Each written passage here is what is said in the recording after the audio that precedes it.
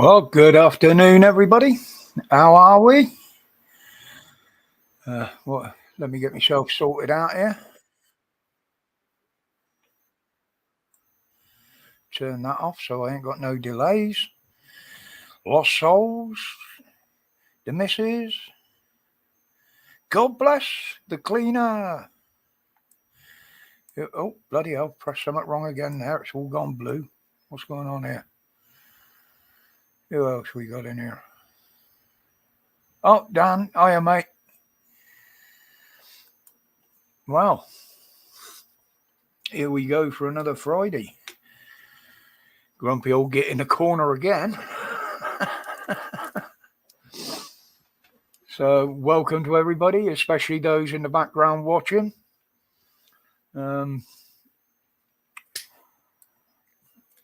I know what you're here for, but thank you for your views. Nice of you all to watch the videos through just to see if I mentioned anybody's names. Don't bother me. I get the benefits from that. Oi, oi, God bless. Hi, lurkers. Yeah, exactly, Holly. Yeah, we're all guilty of doing it. I do it. Afternoon, Danny. Just because, I don't interact with some of these channels doesn't mean to say I don't go and watch them. I'm not going to say too much about that this afternoon. It's there'll be people collecting their evidence that nobody gets to see. Midnight Drifter, welcome, mate. Don't forget to hit the like button on the way in, people. I can do it myself. That registers as well. Right, let's put this on live chat. Now I've just noticed the bastard. Tony, good afternoon. Stuart, good afternoon, buddy. Welcome. Oh, you're back off your holiday now, are you? Brilliant. You got a fan behind you. Yeah, is that fan, is the noise bothering anybody? Can you hear it out there? If you can, I can move it back. Be offended.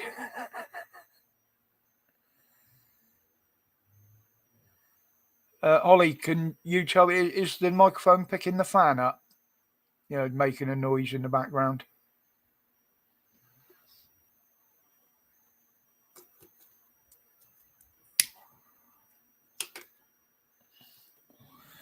I can't hear it. Thank you, Stuart. Brilliant. It is a new one, so it shouldn't be making too much noise. The other one that we used to have went into meltdown. I left it on all night when I was sleeping down here during the last heat wave, and it basically topped itself. No, that was a pun. Thank you, cleaner. It's a bit too early in the day for me. I haven't had enough medication to pick up on stuff like that. But if there are any more genuine newcomers out there, welcome to you guys. I did speak to a couple of you on Facebook this morning. Sent some links out. So if you're out there, welcome. Jason, good afternoon, mate. Been a while. Why we've got 20 odd in here, I will just say one thing. Now, I know there are people in the chat, and I know there'll be love expressing. Cheers, Simon. I know some of you go on other channels, and some of you talk to some people that I don't. I haven't got a problem with that. All I ask is you don't bring the shit in here. If I do see anything that anybody has been speaking out, I won't say in the wrong direction, because that would be wrong of me. Everybody has a personal choice on what they do, where they go, what they say, and who they speak to. But if I find anybody dissing me, you won't get a warning. You will just be blocked from the channel. At the moment, there's only 2 people blocked, literally because I've got nothing to say to them. They've got nothing to say I want to hear, and I just can't be asked with them. So they won't get in here. So hopefully, troll-free afternoon. Won't that be nice? Right, let me working my oh no. In my usual technical fuck up sections of the day.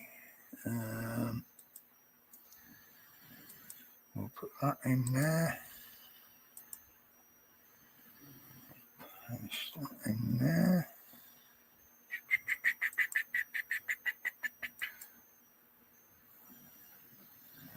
We'll have that up there.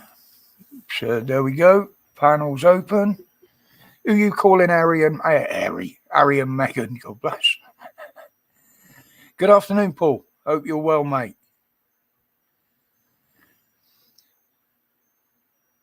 I think I got your link in the description of the videos, Paul. For those that don't know, Paul runs a channel on how the police in Northern Ireland abuse their powers. And yeah, he's got a channel going there. Hang on, what's going on here? Wait, right, that's you up. I see you there, Paul. Hang on a sec, mate.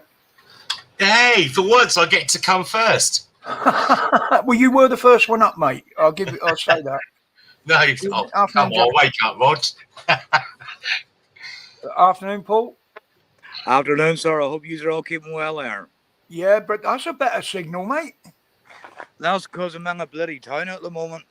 I've been away out of town for a lot of weeks there. Just a lot of things happening, Mocker. Yeah, I've been looking at your page. I see you've been well busy there. I have to ask you, what did you think of our demonstration outside the police ombudsman's office in Belfast?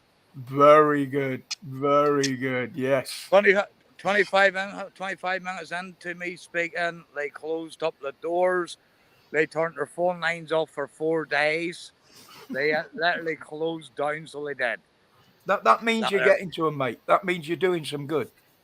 Well, debatable, Mocker, but there still was corrupt design. But for a phone call to one of the top managers, they've discovered they've got a hole in their system to obtain BWSC video footage from police here in Northern Ireland.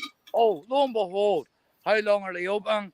And they've only discovered this now because I've kicked up a stink. Yeah. It's the same over here. What did you think of the Lone Ranger coming to the demonstration and going, well, I've gone on about a protest? Well, no, but as a demonstration. Also, the police ombudsman sent me a letter dated the day before the demonstration, threatened to take me to court for holding a protest outside their ombudsman's office, which I didn't hold no protest any date before the 30th. And not only that, it wasn't a demonstration. It wasn't a protest, it was a demonstration. But the next day, I got home after the demonstration, there was a letter in the door threatened to take me to court to say, I had to phone their solicitor. He goes, you attended a protest in Belfast? I goes, no, sir. I was a speaker on behalf of over 3,000 people in a demonstration. He couldn't get off the phone quick enough to me. Oh, man, it's unreal. It's where I've basically got the police. They're taking me to court for trumped up charges here, which they've no evidence on. And then they put me down because I actually changed, the way I changed my profile picture on Facebook to a policeman that was on my property committing crimes, which his rights of access was revoked on my property. So I'm doing him for aggravated trespassing, armed trespassing with a firearm, gun, armed trespassing with a firearm, lots of pepper spray, armed trespassing with a baton, and anything else what he's armed with. And lo and behold, this cop is actually running away anytime he sees me or my family now. Isn't there? I'm not that sure on the laws over here. Dan will probably be able to tell me better about that if he jumps on in a bit. But I thought there was a law over there. I know there is down south about entering a property with the intent to use violence. I know that's in down south, but I'm not so sure about up north. Yeah, well, that sergeant kept on at me out there about putting this post up in my Facebook profile picture. I said to him, right, first things first. He was on my property illegally. That's aggravated trespassing. He goes, no, it's trespassing. I goes, no, that is aggravated trespassing because his rights were revoked 4 days prior to that. And you know that there with the complaint in by the ombudsman. Therefore, that becomes aggravated trespassing. And the way they've got firearms here, they carry firearms, that's armed trespassing straight away, which carries a mandatory prison sentence of 6 months. Yep, it's. Oh, I'm just replying to something in the comments there. And I discovered that the police ombudsman, what I made the complaint to, didn't obtain the body cam footage from 4 constables all within the required time, which I done everything in time. But little do they know, I'm already on with the police, basically the company information branch, corporate information branch, to obtain that. And so far, police in Ballymena has just tried to cover up to waste time to get all these BWCs deleted. So I've got all the evidence that proves the cover up with police, the ombudsman aiding and abetting and collusion is a corrupt, along with the police, which is ex-policemen doing these interviews, which I kicked up a stink last week with a member of the ombudsman, and basically made a demand that somebody overseas watching this, because he's literally worded my complaint in his own words, not in my words. Just drop in there, Paul. Sorry, we won. Good afternoon, sweetheart. It's all right. It's someone who's a regular of mine on Facebook and on here, and lovely woman. No, sorry. I don't know whether you've been watching Dan's. There may not be a live tomorrow night, Sunday night. Obviously, because of his birthday, we're going out tomorrow night. Party on. But he may pop up with one tonight. I don't know. I know he was thinking about it. He might keep well the fingers do. crossed. Now, I'll be straight with you. You know, my couple of admin there. Well, one was my ex-wife, and my other's my son Nathan. Were on an RTA there a lot of weeks back, and the result of all that there, a week past on Monday, actually on my birthday, the 5th of June, she took another heart attack. So I'm trying to help out as much as I can there with reasons. She's my ex-wife, as I say. I'm also Nathan with the big problems after the RTA. Just trying to do what I can do. And that's why I have sorry. That's why I haven't been on or doing a lot here this past lot of weeks, Danny. Or sorry, Roger, sorry. Yeah, we do look similar now. I've cut mine, but he hasn't got too much of this. I think we all do. Speak for yourselves. Once a year, I have the annual shearing, and that's it. And they are pet clippers I use as well. Roger, I tell you what, it's hilarious here. I've attended 5 courts here so far, and I have not one charge lodged in the court against me. That's how comical this is over here. Talking about kangaroo courts. I will let you in a bit, Simon. It's just that it's very unusual that we get a real good connection with Paul. He always breaks up, but we've got a good connection today. I'm cool. Is my microphone better now? Because someone said it was too loud. Test it. No, you're fine, mate. You're fine. Right. Carry on. I've not seen this guy before. Yeah, he's often on Dan's, but his signal he breaks up because he's in Northern Ireland, and we get bits and pieces. I just want to say one thing. The reason why his signal's better now is because the migrants over there have been complaining about the Wi-Fi.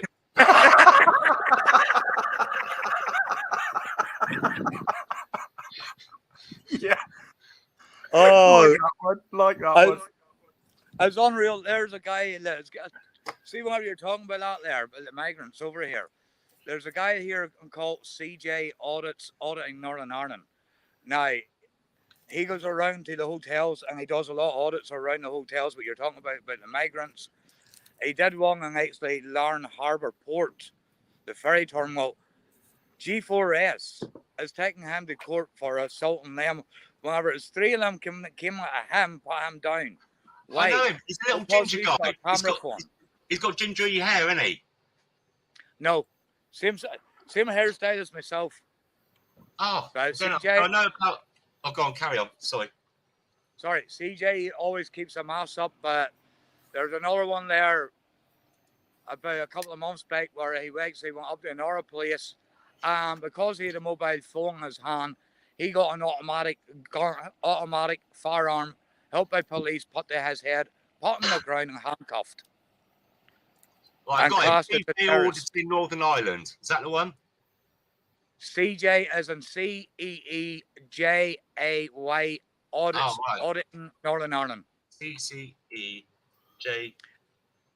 Keep an eye out 9 p.m. tonight, because as far as I'm aware, he's doing a lot of posting up there at the night, because police here are actually trying to take the camera out of his hand as well, with what's going on. Yeah, they keep trying to do that here. Who was it they had the other day? PJ Audits, or was it DJ Audits? The police DJ. tried to take the camera off him and was going to delete the footage until basically, mate, you do that, you broke the law. To delete that footage, you've got to have a court order. It's the Police Criminal Evidence Act. They have no powers to seize anyone's phones. And that was Nathan's actually just landed here now, and we were actually told that from the police ombudsman himself. Hold on, Matt. I'm going to get this boy here to say hello to you here while he's here, Roger. Well, Roger. Oi, Oh, buddy. How you doing, Nathan? Big up the Irish. All right. Who you calling Irish? You up for a fight now? Say what we're done. Hold on, Matt. Hi, Roger. Hiya, sweetheart. How are you? Yeah, not too bad, darling. Yourself? Yeah, I'm fine. We had an invite to come over to Belfast later in the year. One of my cousins is getting married over there, but we're not going to make it, unfortunately. Oh. She moved up north from Sligo. All right, yes. Sligo. Well, always remember, all you need to do is get your way over here. I have a big enough house. I'm sure there's room for plenty of people, because look at the amount of immigrants get into one house over here. Don't let your government hear that. You'll be full up. When she phoned me the other day, she said, look, if you want to come over, she said, there's just the two of us. We got a 4-bedroom house, a hot tub in the garden. I'm like, I'll go and get a passport now. I see that. There's another one. Thanks. You need a passport to come to Northern Ireland. Believe it or not, you don't even need any identification at all to travel from England, Scotland, Wales, and Northern Ireland. It's the same from Northern Ireland over to the mainland UK. Yeah, as long as you got some form of photo ID, innit? Nope. You don't need that you now. Don't need it because it's inland travel. It's UK travel. Yeah, last time I come over, but there again, I did fly into Dublin, so... That's the thing. If you do fly, like, yeah, it's easier to go that way. Or all Danny has to do is skate over there to Birkenhead, and that's him in Belfast. Well, I had to fly over, get over to Sligo for a funeral, and it was the big hurling final, the bank holiday weekend. So I got to O'Connell Street bloody train station, and it was absolutely fucking rammed. Oh, I had about a 5-hour wait for the train. And I was chatting to a bunch of lads, and all of a sudden I ended up in this little bar around the corner from the station. I was absolutely mullered by the time I get on the train. When I fell off in Sligo, they just picked me up off the platform. That's the only thing, Mark. You land anywhere down south there, where's the nearest bar? That's that. Yeah. Forget for the rest of the day. Well, it was what I call the old style Irish bar, just one big long bar with the stools. And I just went in. I was a light drinker there, so I just had a pint of Smithwick's, like, you know. And one of the blokes behind the bar, he just said, are you going to be here for the final or whatever? Have you come over for the hurling? I said, well, no. I said, actually, I'm here for my uncle's funeral. He said, "Where's that?" I said, "Sligo." He said, "Oh, over on the west coast." He said, "Yeah, yeah." He said, "I'll tell you what." He said, "Maybe someone in here will know him. Does anybody want to help raise their glass to Pat Melly from Sligo?" And all of a sudden, there's all these beers put in front of me on the bar, like, "Hey, Yeah. Uncle Pat." You know, I thought, brilliant. Who's on live there? Is it Danny's or Roger's? No, it's Roger. Danny might be on later on the night, so he'll not be on live tomorrow because it's his birthday, remember? With a few bottles. I wonder how many Hennessy's he's going to drink the night, but bear in mind, I hope this time around. Was that 3 barrels? 3 barrels? I just hope this time he's got 3 trainers handy. Yeah, we ones just put in the chat there over here. We got the ex-police watchdog general has actually been charged with raping a girl under 16. He was the one that was in charge of looking out for corruption and shit in the police. Oh, He's got 6 counts of assault against him as well, and 3 of rape. Oh, hey, I look at Danny's YouTube to get out there, post it up in the group there. Can Roger tag me in it? Roger, Nathan's just asking, can you tag Nathan in that there? In what? In that there, look. Roger, in that there, look. What you're talking about? On Facebook. What, my page? Aye. No, I don't know where it's Danny. Is it on your page? Aye. What? The one about this guy? Yeah. About the cop? Aye. No. If you we won, can you just answer me in the chat? Have you got it in your page? No. Hold on. I haven't got it on my page. No. I don't think it. No, it's just yes, she has. If you go on Facebook and look for We Won, WWEWON. She no, sorry, it's not that. It's the other one, isn't it? Kel HD, KEL HD. Right. You'll find everything like that on her page, mate. Right, that'll do, Roger. Not a problem. Thank you. I'll have a look at that there later. So yeah, she's linked to my page anyway. So if you look through my list of friends, you'll see her in there. That'll do, no problem. All right, go pass back over. You know the correct there. And she said, don't forget to add her to your list as well. Yeah, not a problem. Thumbs up on that one there, mother. Listen, I'm going to piss off there, but before I do, that anything like that there, give us a wee link, especially whenever it comes down to child abuse, rapes, a lot there from police, more than anything. For that's what I like to post up from the English side there, over on our page there as well. Roger, I can't see the other person's name there. I can't That's even God remember. bless Simon. God bless the UK. Simon, what I'll say is there, may your God go away, but that's beside the point. That is a long sorry for holding you up there, but that's a quick jump in, jump out again. Roger, big thank you for having us on there with you there. I can't thank you enough, sir, for everything. Not a problem, mate. If you're speaking to the big man, Pop himself there, many happy returns for him. A well-deserved birthday. It's nice. It's really nice to have a good standard signal between us, mate. Considering the way it normally is, it's been nice to speak to you properly for once. Other than saying that, it breaks up. It's been cracking me up, and I'll be straight with you. It's been cracking me up, but as I say, it's just the way things has went here the past couple of weeks. Roger, as I say, I just had to switch off to a lot of things. I've been doing a lot of breakdown with court cases, other people helping a lot of other people out here, behind the scenes type of work. Anyway, but anyway, I'm going to pass off and leave you to it. Brother, hearts with you all there, and thank you. No problem, Paul. You're always welcome, mate. Always welcome. I wish you all the best. You want to say cheerio there? Cheerio. Bye. See you, sweetheart. Bye. Now, by the way, that's Brenda there, my ex-wife, and plus one of the admin there in the group, Roger. That's Nathan Darrell's mother. That's the first time I think you've actually seen her on camera here. Wish you all the very, very best. Everybody on channel. Thank you all very, very much. Cheerio for now. It's Paul McCrory here from PSN, using their powers in Northern Ireland. All the very best, folks. Bye. Appreciate you dropping in, Paul. Take care, mate.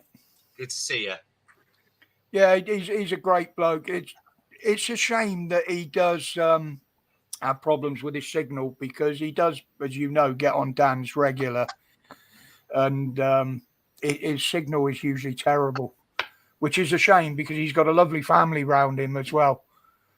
Daryl and his missus and the kids, and I quite often talk to him on Facebook, you know. Afternoon, Sol. Sorry, Tiff. I'm sorry, son. Missed you coming in as well. I had the chat station ready. Could someone come on panel, please? While you're chatting away there, I've just got to make myself some Marmite on toast. Marmite with chili in it, apparently. Oh, no. I've never tried it. And thank you very much for the gift. Oh, that's all right, mate. Not to use it. I was going to say, we very rarely get any silly shit in here, but with what's been going on, it's nice to have a few blue ones in there, as I call them. But, yeah, you know, I don't say much about what goes on in here, but I've got to the point now where I've left a lot of servers, left a lot of channels. Not saying I've left the channels, but I just don't go in there in the chat and that. I'm just fucked off with it, mate. I really am. I understand that. You're going round in circles with them. But afternoon, Stitch, sweetheart. But I think other channels are actually seeing now what's going on, and Yeah. I'm taking a step back. Let them find out for themselves now. Listen, what do they say? Light conquers darkness. Good, goodness conquers the evil. And that it all comes to pass. It goes around. More, you could, all the stuff that's going on right now. Like what happened in Nottingham and France and our cost of living. That bloody hell. Are they multi-millionaires, billionaires living on an island? That the stuff in the world doesn't affect them, and they're having to go down to that level of other bullshit. Yeah,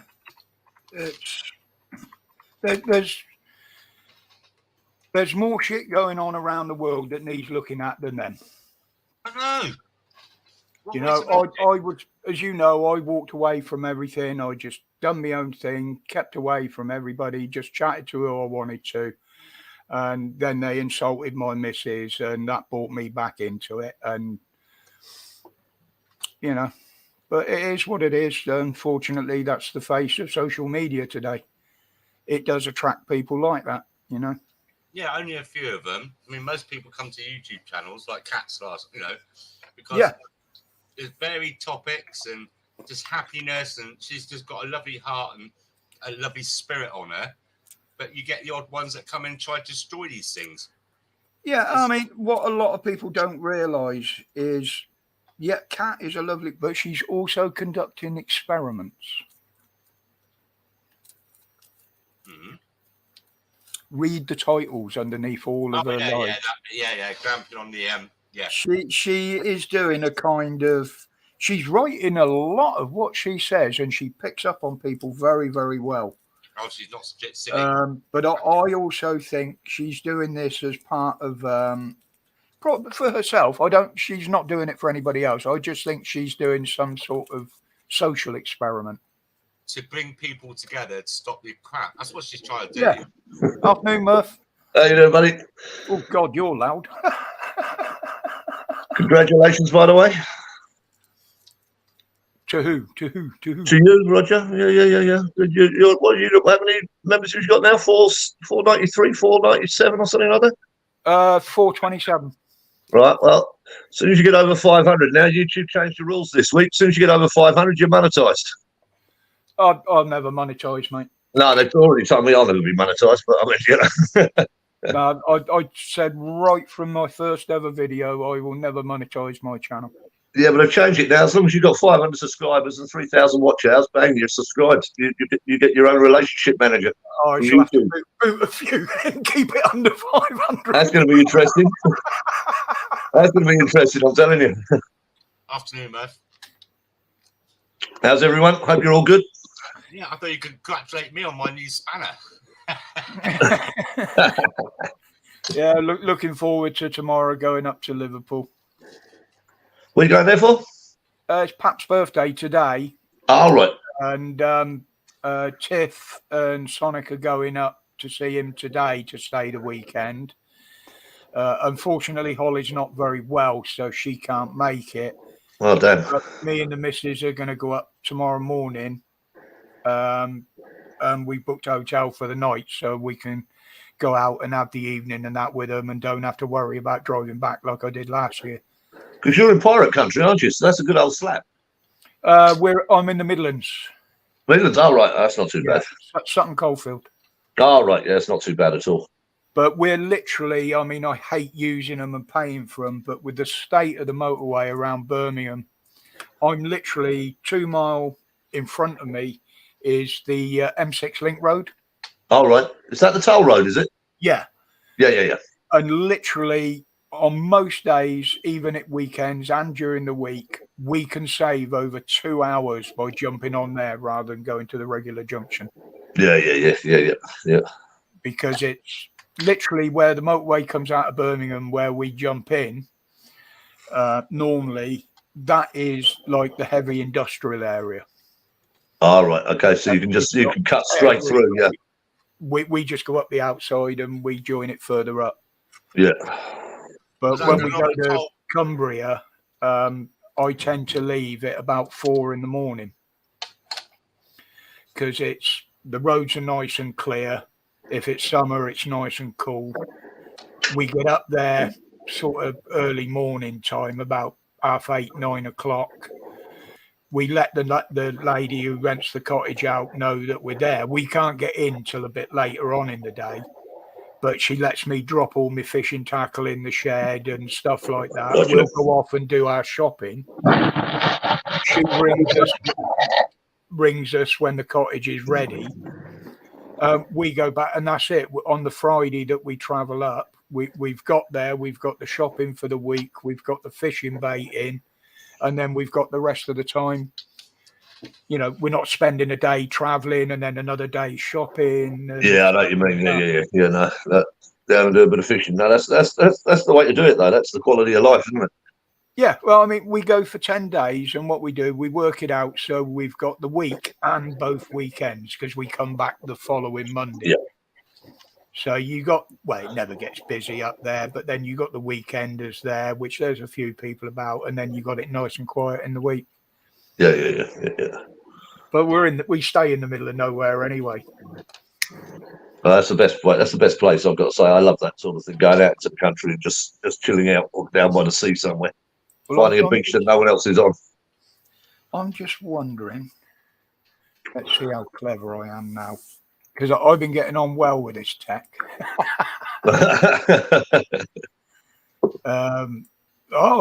Oh God! What was I doing the other night? I was on about 4 or 5 bloody streams, and and I didn't miss a beat, Oh, have I gone too far up there? Nope. There we go. Right. Yeah, have you noticed people's emojis? I've been on my PC today. I can't do emojis unless I do a refresh, and then lets me do it once.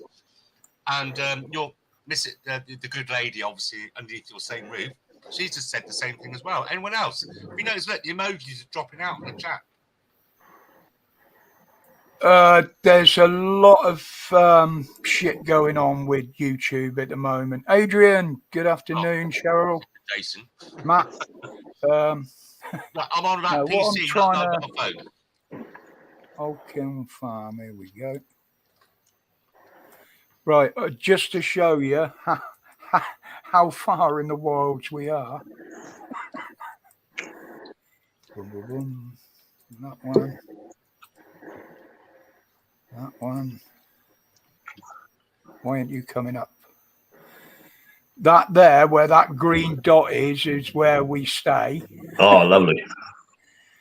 And that whole area there is like a stony beach. The tide goes out probably half a mile. All right. And the nearest place, which has only got one shop, is down here in Allenby. Other than that, you got to go 6 mile up the coast to Silloth, or 6 mile the other way to Maryport. That's my kind of place. And that that's the cottage there. Oh, lovely. And literally, it's 30 seconds walk down to there, and I'm fishing. Oh, it's fantastic. Yeah, it's lovely. We love the place. It's absolutely gorgeous. I mean, it's windy at times, but no, we've been back quite a few years now. The fishing isn't that good, but that's not the whole part of it, you know. It's the environment. Yeah, and the other thing is, with my health and Heather's conditions, there isn't a lot we can do together in the way of sports or anything like that. But she enjoys her fishing, she enjoys her shooting. Neither of them are too strenuous, and she's bloody good at both. You know, it's. Do you eat what you catch, or do you put it back? You what, mate? Do you eat what you catch, or do you put it back? Most of the time, it's put back. We fish for fun. If we do get anything this year, then yes, I am going to do a catch and cook video, hopefully. Yeah, that's right. Yeah. Most of the stuff, it's mainly rays and smooth hounds. Yes, you can eat them, but I don't like to, because I class them as a sportsman's fish. Yeah, well, I mean, you got with the rays and that, you've got to actually put them in water for 24 hours so they clean out the system, haven't you? Because they're bottom feeders. Yeah, because what it is, they got cartilage, not bone. Yeah. So it's well, they are a member of the shark family. It's a bit like shark meat. But having said that, I don't think I trust any fish out of the sea at the moment with the way the waterways are dumping shit into the water, into the sea every 5 minutes. You know what I mean? But any other fish, there are very strict size limits on what you can take and what you can't. Oh, right, I got you. Yeah. And do you ever get checked though? I mean, you're like in the middle of nowhere there. Does anyone ever come out and check?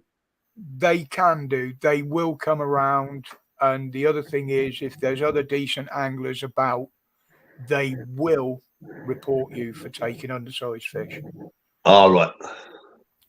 Because the fishing's been in such a decline that we are trying to preserve the stocks now. Yeah. I mean, I know that from the Philippines. There's hardly any fish left in the sea because they've just been fished out completely. You know what I mean? Hang on, what's wrong putting in here? If you enjoy your time on this crazy ride, you're living life as it should be lived. Exactly, mate. Prepare for the future and live like the rent one. I've always lived my life by my rules. If somebody tells me I can't do something or I shouldn't do something, I've tried to do it or have done it and paid the consequences on the odd occasion. But it's all a learning curve, and it's a school of life, and you never start learning from it till the day you fucking die. That's the way I look at it. And there are one or two other youngsters about that look up, I wouldn't say look up to me, but even in the family, we've got the ones that want to know what it was like in the past and how we led our lives and the things we've done. It's a natural curiosity, you know what I mean? I remember asking my granddad that, you know? Yeah, and I like passing on my experiences and my stories from the past. Some of them are nice, some of them are not so nice. But it's life, and it's life I've led, and, you know, I'm quite happy to share most of it. Yes, exactly. Question everything. Yes, Jason, exactly. Always live your life how you consider you want it to be lived, and do it. Fuck the rest of them. Exactly. Yep, I know what you mean, mate. I know what you mean. Midnight Drifter, the biggest problem we had with the fishing around our coast is the bass fishing mainly, and that was French trawlers and Spanish trawlers, the big factory ones coming in and wiping out whole shoals. Now, bass don't reach breeding age till about 10 years old. So in this country now, we've actually got, it is, I think, only voluntary, but we have got an off season of bass during their breeding cycle where you are not allowed to take them from the water. You can catch them, but you're not allowed to take them away. And the anglers stick to it that strictly that there was one last year, he had a record bass of over 22 pounds, and he absolutely refused to kill it so it could be weighed the next morning on verified scales. He put it back unverified. But there are good anglers. There are people that will just kill things for no reason. But no, I get my enjoyment out of catching them, so I put them back, you know, the best I can when I can. But to be honest, being an ex-fisherman, I don't eat that much fish, to be honest. No, I must admit. I do. My wife is Filipino, so she loves fish, you know what I mean? So it's a case of she's always shoving fish down my throat. But fish that I don't know the name of, so I'm sort of like, whoa, what are you doing, woman? Midnight Drifter, I used to fish for Cornwall, mate. I used to do the national competitions around the country and everything. I was probably ranked in the top 3 in Cornwall. On the national leagues, I was ranked somewhere around 20th, but bear in mind, there's an awful lot of people in them leagues. But if I could go to a competition and pick up $2 grand in prize money, that made my enjoyment even more because I'd earn money doing something I enjoy doing. Plus, we used to have the bait businesses down in Cornwall, collecting peeler crab and what have you, digging worm. We used to send peeler crab all over the country to the England team and big angling shops.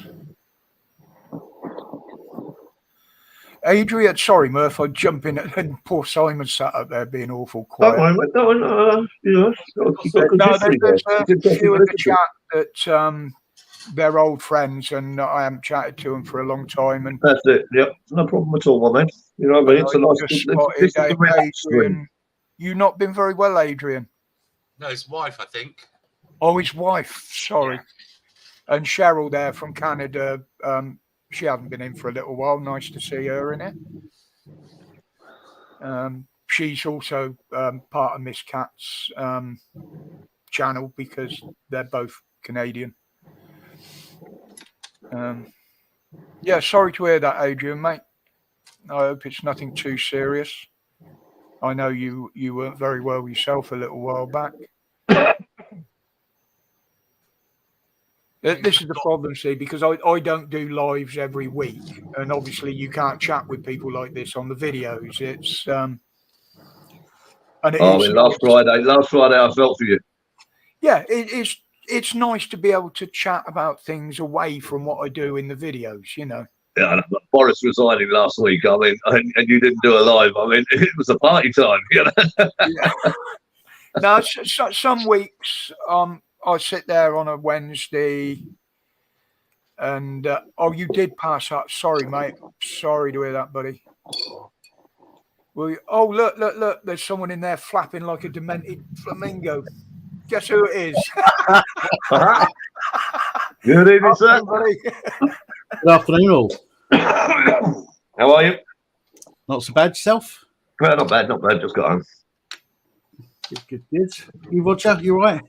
Yeah, magic, mate. I still ain't slept. I think I got about an hour last night after we come off. Dan, it's your birthday. Did you get that telegram? Oh no, she died, didn't she, last year? Oh, that's unfortunate. You're very quiet, God bless, thankfully. Everyone says I'm too loud. Yeah, he is today. You can hardly hear him, you know. Hello, chat. Thank you very much. Sorry to hear you're not well, Adrian. I hope it's nothing serious. I hope you managed to get it sorted. 6 hours for a phone call back from the doctors. Fuck me. What would it be like waiting for an ambulance up there then? Well, when Heather dislocated her rib, she sat here for 5 hours with it dislocated, waiting for one, and then another 5 hours at the bloody hospital waiting to be seen. Thank you, people, for birthday wishes. Much appreciated. Although the work never stops. 3 videos today so far. I see you posted some videos. I couldn't leave them ones. You know, I won't be putting videos out over the weekend, obviously, and there was 2 really important ones there to put out. The IOPC, the former Director General of the IOPC. Yeah. I know, yeah, that's pretty naughty, isn't it? And the doctor one as well, which was quite disgusting. Oh yeah, he got sentenced, didn't he? He's been found guilty of one of the offences. The other offence they couldn't find him guilty on because they didn't test what was in her drink at that particular time. So even though on balance of probabilities it was definitely jizz, because it wasn't tested, sure, therefore they've got to find him not guilty. But still, he's done it once, and that's enough, isn't it? Do you know what I mean? It's pretty fair. And everybody will know, okay, yeah, he got off on that one on a technicality, but he's done it the once, so he'd obviously done it before, you know. Oh, yeah, without doubt. July the 6th is his sentencing. That's true. That's very good. If you can keep them going for a sec, mate, I'm just going to get a drink. Okay, no worries. I'm going to get him to send us a VO, Dan. Cool. Listen, I still can't work it out. I mean, the geezer was going, "Oh, it must have been a sick joke," or "It must have been transferred from my hands into her coffee." And I was like, you know, how the fuck? No, just be honest. You're sitting there at your desk, stirring her coffee with your prick before you gave it to her. You know what I mean? Yeah. Absolutely. No, his medical condition. The medical condition was a bizarre one. Listen, the only time he jizzes when he's having a shit is when his boyfriend's pulling out. Right? Nobody. I'm telling you, there ain't no fucking ready. And I have looked. There ain't no fucking medical condition that I can find that makes somebody blow their load when they're taking a dump. None. I can't find one anywhere. And it wasn't even on his fucking medical record. And he's a doctor. I mean, come on, mate. Fucking sort it out. Sickening. Thank you, people. I was going to go and get some alcohol. So this is one of the times where I don't just drink once a week. It's my birthday today, and we're going out drinking tomorrow. So I'm going to have a drink today because I've got visitors coming later, and I'll be having a drink tomorrow. Well, I'm not having a bar till 7. And it's now drinking from today till Sunday. That's only one lot anyway, isn't it? Well, it's just one session, isn't it? Yeah. Yep. So to me, I open a bar on a Friday night, which is now. I'll open it in an hour, and then I'll close it on Sunday at 12. Yeah. Well, the thing is, it's going to be down to me to expose things that go on tomorrow night, because I'll probably be the only one sober because I don't drink. Well, I'm on a mission tomorrow. I'm going to see if I can get YouTube to cut my live stream. Yeah, again.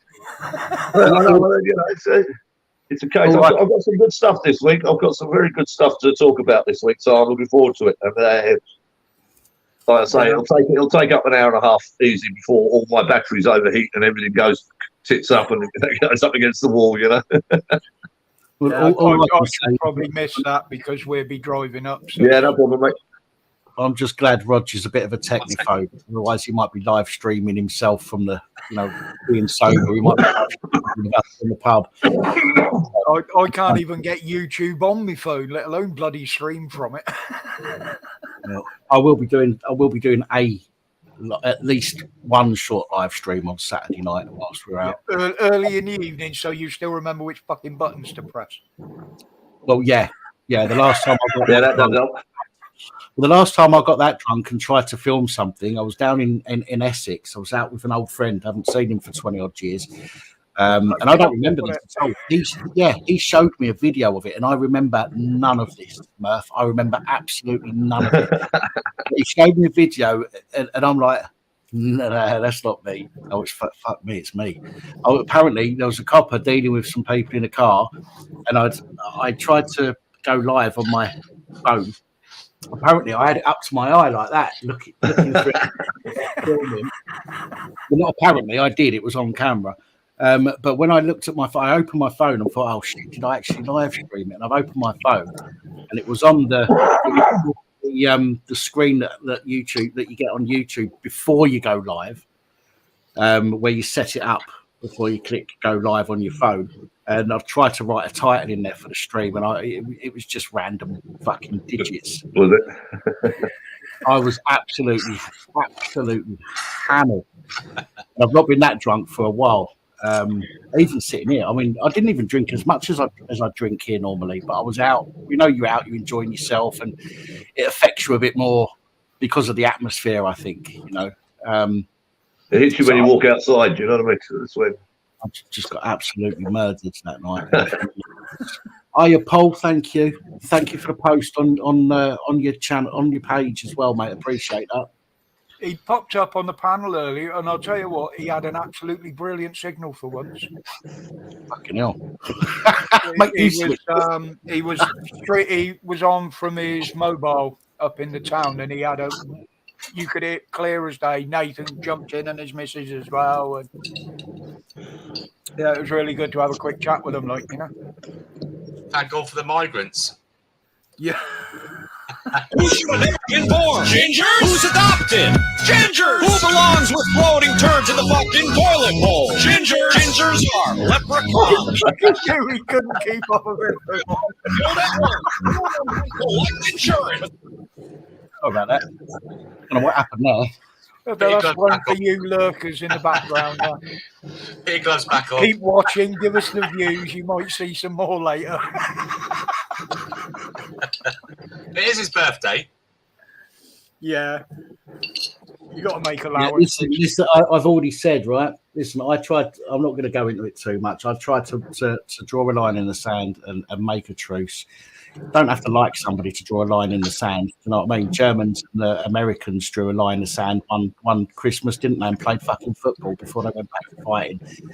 I'm more than happy to draw that line in the sand, and that person agreed to do so, and then fucking less than 24 hours later pissed all over that agreement. So as far as I'm what was this on the Discord?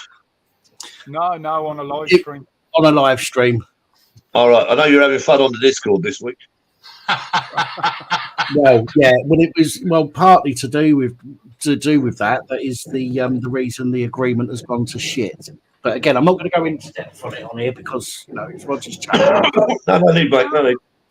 You know, I'm more than happy to take the piss, but that I don't want to go into the seriousness of it all too much. Yeah. When I say take the piss, I mean.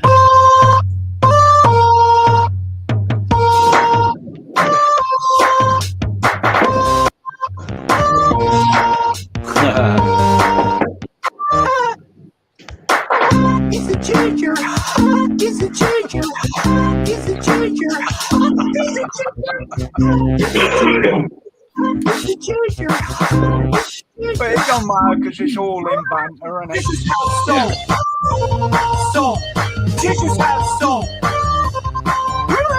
Gingers have soul. Gingers have soul. Anyway, who else supports Meghan and Harry?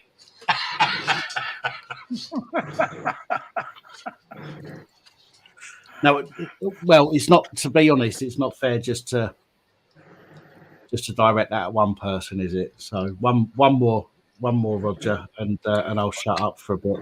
My name is Richard, and I'm sitting in the corner. Sitting in the corner, playing my recorder. My parents really wanted me to become a lawyer, but instead I spent my time just playing the recorder. Where the fuck did you dig that one up from?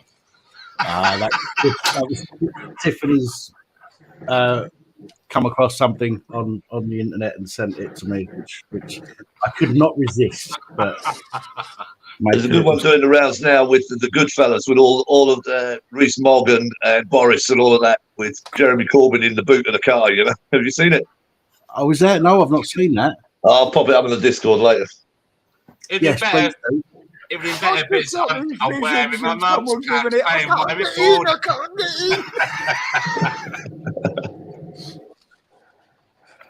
Sorry. Oh dear. What was you saying, Si? I said it'd been better if it'd been re-edited. Oh no, there's choked out my mouth.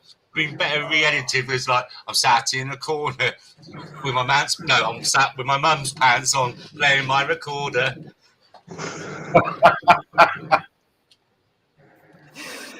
Oh dear. Oh fucking hell. I don't know how we can fit in sandpaper along with it as well. You know what, Midnight Drifter? My not my last ex, the one before. She was ginger. She was absolutely stunning. She was absolutely stunning. Most of my Irish relatives are ginger. So and I like ginger so much. Sometimes I like to go ginger myself. It's just a fetish.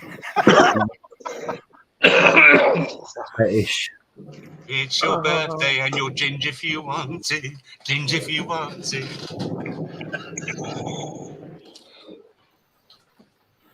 Yeah, I think most of us do, Rob.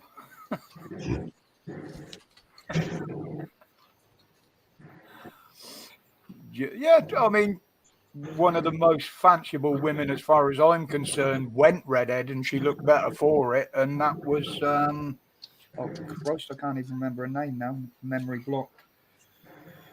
Oh. Sharon Osbourne. No, way back before that. I'm going back to the 50s and 60s. She was with Elvis for a little while. And no, I can't think of a bloody name. It's gone right out of my head. What, Priscilla? No.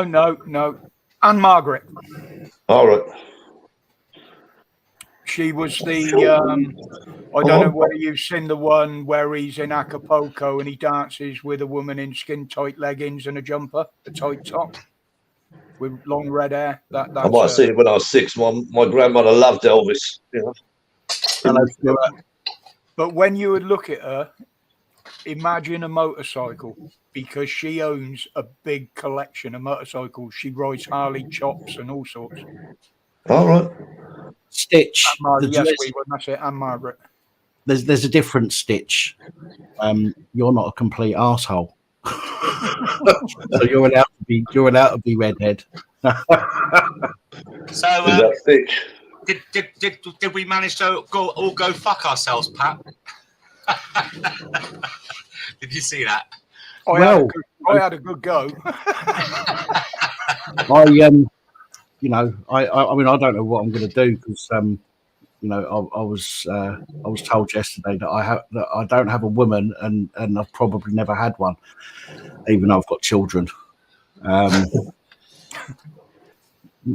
Makes a lot of sense. Oh, woo, hello. Hello. Jack. That wasn't funny. Jack? You left Mrs. it on W. Mrs. W. Yes, darling. She's going to have to shave her hair tomorrow now. She's just dying. No, the hairdresser balls look dying. I've been trying to get it back to natural, and it's been a horrible muddy brown colour, but now I'm sort of white and orange. So stop taking the piss out of gingers.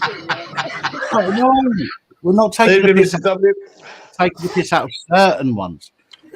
Matt, do you know what, Matt? I let myself go a bit yesterday, and I could have held back some more, and I should have, to be honest. But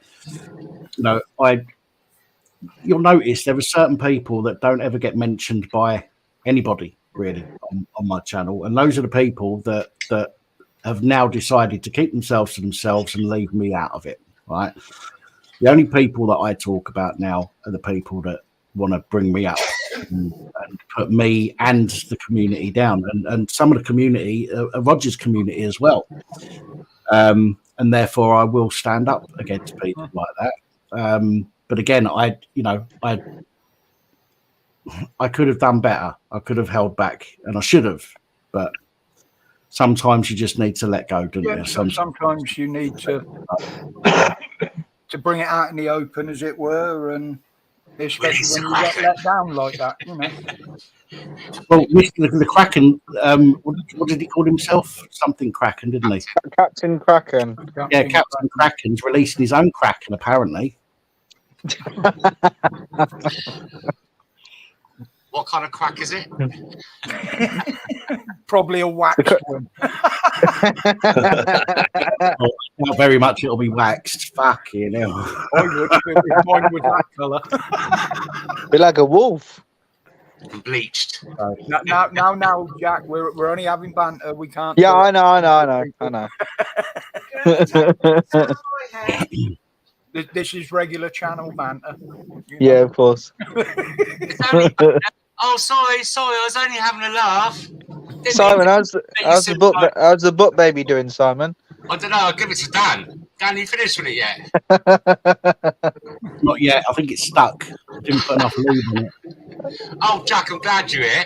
Right, there's something going on. You can tell us later. The emojis aren't working on YouTube on a PC. Yes, they are. Mine. If you refresh it, they come back. You can only do one. What do you mean? You can only do one? Heather's got it as well. There has been a lot of problems with YouTube. So what's wrong with that then?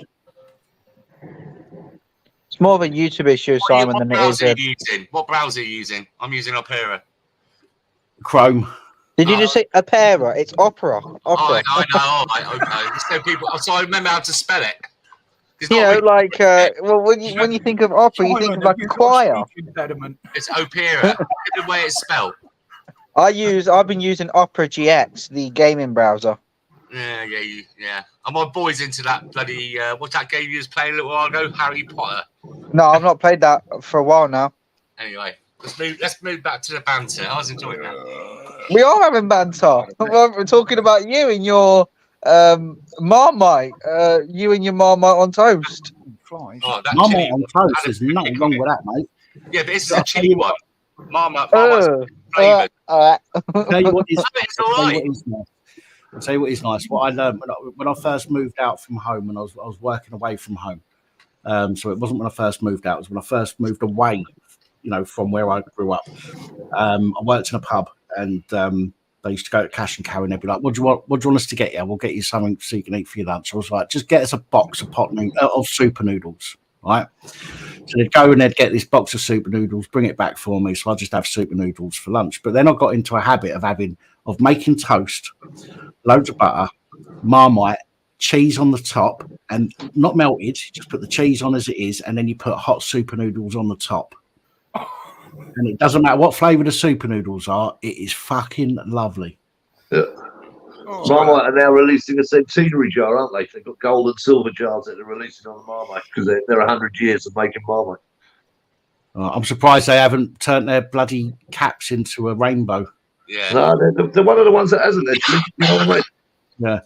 Well, I deleted an app yesterday. Last night I was on my phone. Last night I was on voice chat, and I opened my phone up and I noticed that one of the apps, I've got about 300 apps on my phone. Only one of them had changed their logo to the rainbow. Now, don't get me wrong, as everybody who knows me, they know I've got nothing against anybody that's gay, bi, whatever, right? Whether you're black, what religion you follow, I don't give two shits. But I fucking hate virtue signaling.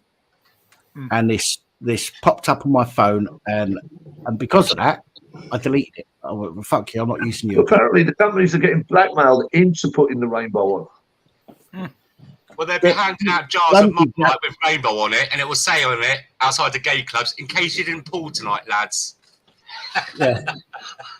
It's like all these rainbow road crossings that they're putting down. What's the matter? So the driver's got an equal chance of running over everybody. Yeah. I mean, when you look at Nike and Adidas and Bud Light and any that was a choice. They made a choice. But a lot of these companies now that are putting rainbows on are actually getting blackmailed into doing it. If you don't show us gay pride or show a flag or something like that, we will fuck your company. Yeah. Yeah, there was I get that, but you can only be blackmailed if you allow yourself to, is the way I see it. You know, well, they're just going in and saying that if you don't put up a flag or you don't show the colours, we will turn around and we will blacklist your company, and we'll make sure that all the other companies blacklist you as well. I do see what you're saying, and I suppose I'm not looking at it from a. They're a massive lobby group. They are a massive lobby group. Do you understand? I mean, I'm probably not looking at it from a corporate point of view. I'm looking from a personal point of view. I know that. Yeah, I know. No, you're right. You're right. You know. Where's the So funding I coming don't from? see it the same, but I don't. You know, people can try and blackmail me. You know, I put my hands up. Everything I do and say, I stand by. If I've made a mistake, I'll apologise for. I never take anything down. It's all there for everybody to see.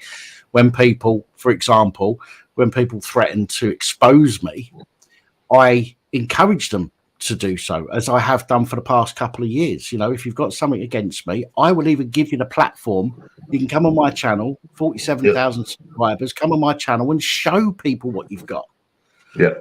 But nobody will, because they know that they can't do anything, because they know that it's not going to fucking bother me, and I'll have a response for it. I'll have an answer to it, and I can then show proof to what they're trying to suggest. So, you know, I don't get all that, you know, blackmailing stuff. You know, again, I'm seeing it from a personal point of view rather than a corporate kind of point of view.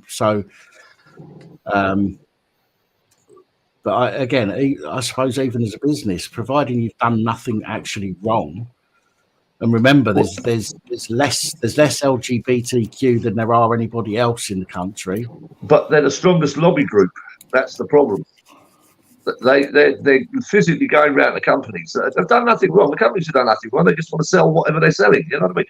And they've said if you do not do this virtue signaling, we will get you blacklisted by all the other companies, and that are on this. We will make sure that you can't operate. So they're going, well, what the fuck can we do? All right, there you go. There's the flag. You know. Going back to what you said there, Dan, about Gay Week and Pride Week and what have you, Stuart just brought up that there, and I meant to say about that. I was going to do a video on it next week. They're actually having a welcome refugees week. Oh, no. Oh, I know that. Yeah. Really? Oh, I'm going. I want to go. Yeah, this way to Dover, lads. Yeah, welcome to France. That fucking way. I've got a video ready for that. I've already recorded it.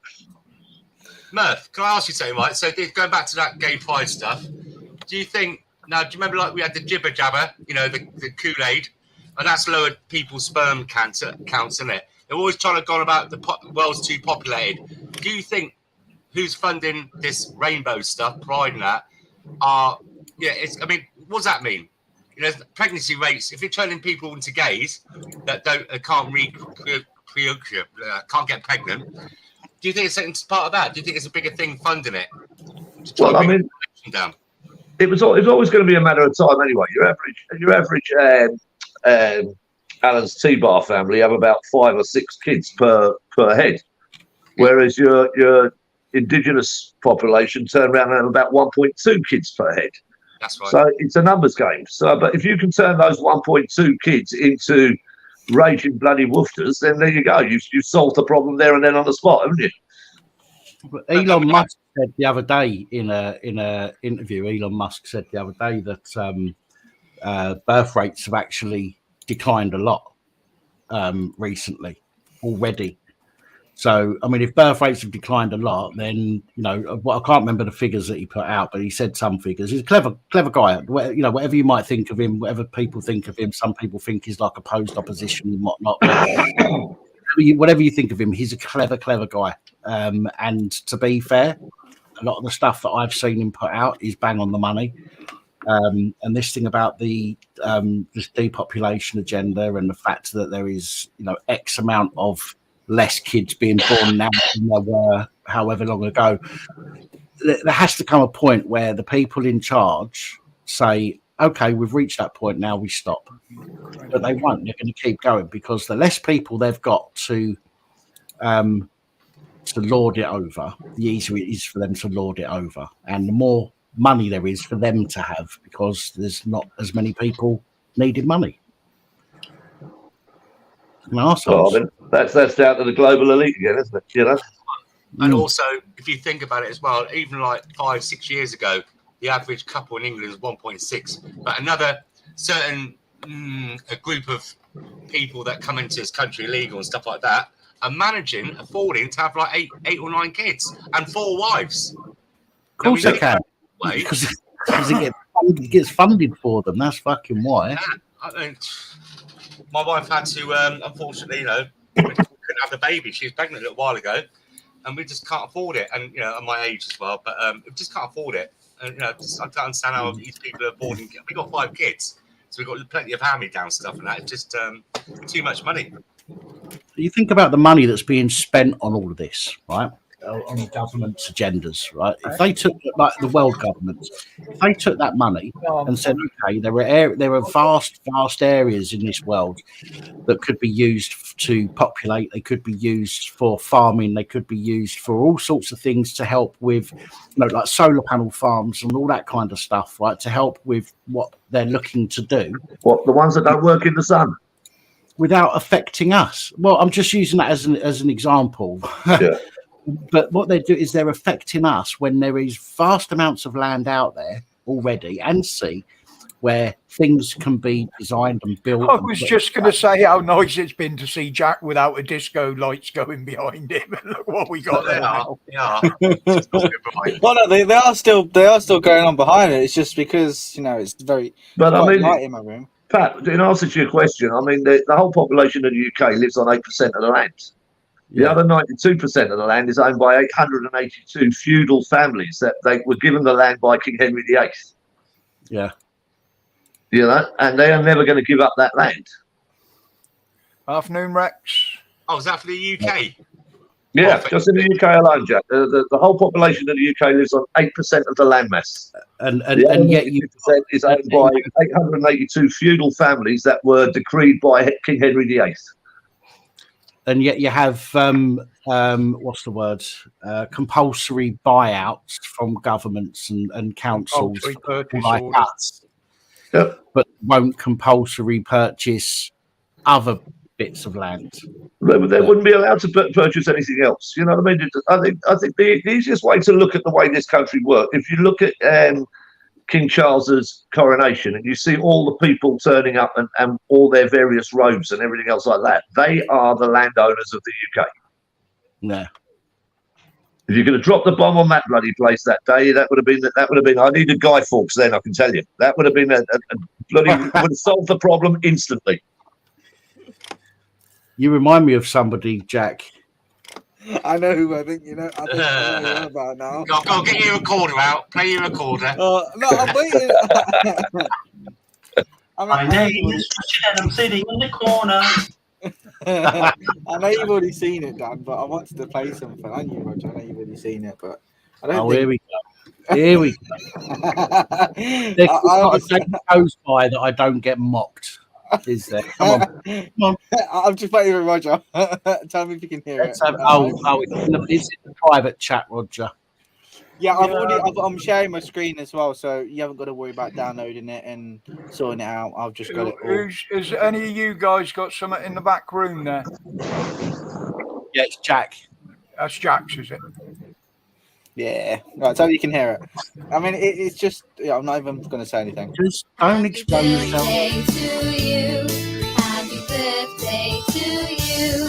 Happy birthday, happy birthday, happy birthday to you. I feel like I'm in a Chinese restaurant now.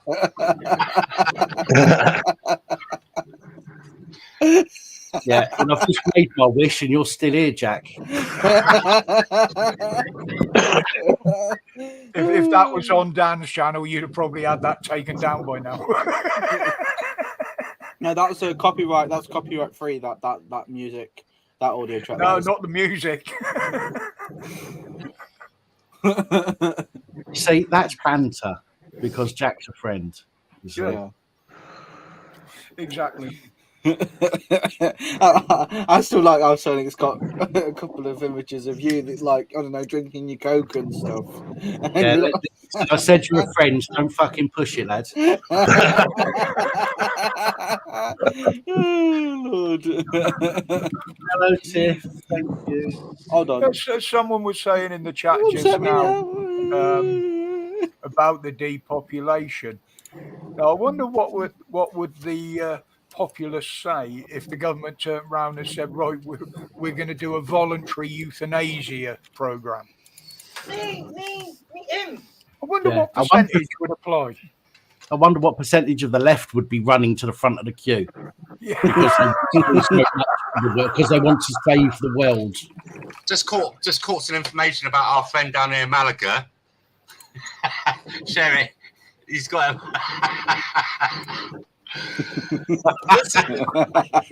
this is a truly, right? This is it's in a park not very far from me. Well, Salisbury. And the geezer's in a public park. It's happened a couple of days ago. And he's got an erection as well. He's got more than wood. It's a good thing you blurred your face out, Simon. And the best bit about that was I saw that, but there was a pride thing going on in the park as well, wasn't there? People Simon, were concerned. I said it's a good thing they blurred your face out, Simon. Hey, listen, Roger, make sure that's him fucking tomorrow. Get him laddered. Go on, recreate it, Dan. You were lucky last year. I was going to say, Virgin Pap. You don't Simon, get Simon needs a good Rogerin. It's good Richarding. My name is Richard and I'm sitting in the corner. Oh, Lord. Oh, that's great. I could do with being drunk by now. Could you? Yeah. I did look on Amazon because I don't want to go to the shop, so I looked on Amazon to see if I could get a food delivery with some alcohol, but it's not going to be here until between 9 and 11 tonight, so there's no point in doing that. Are you still considering going live tonight? I might do if I can get some alcohol. This is Simon running.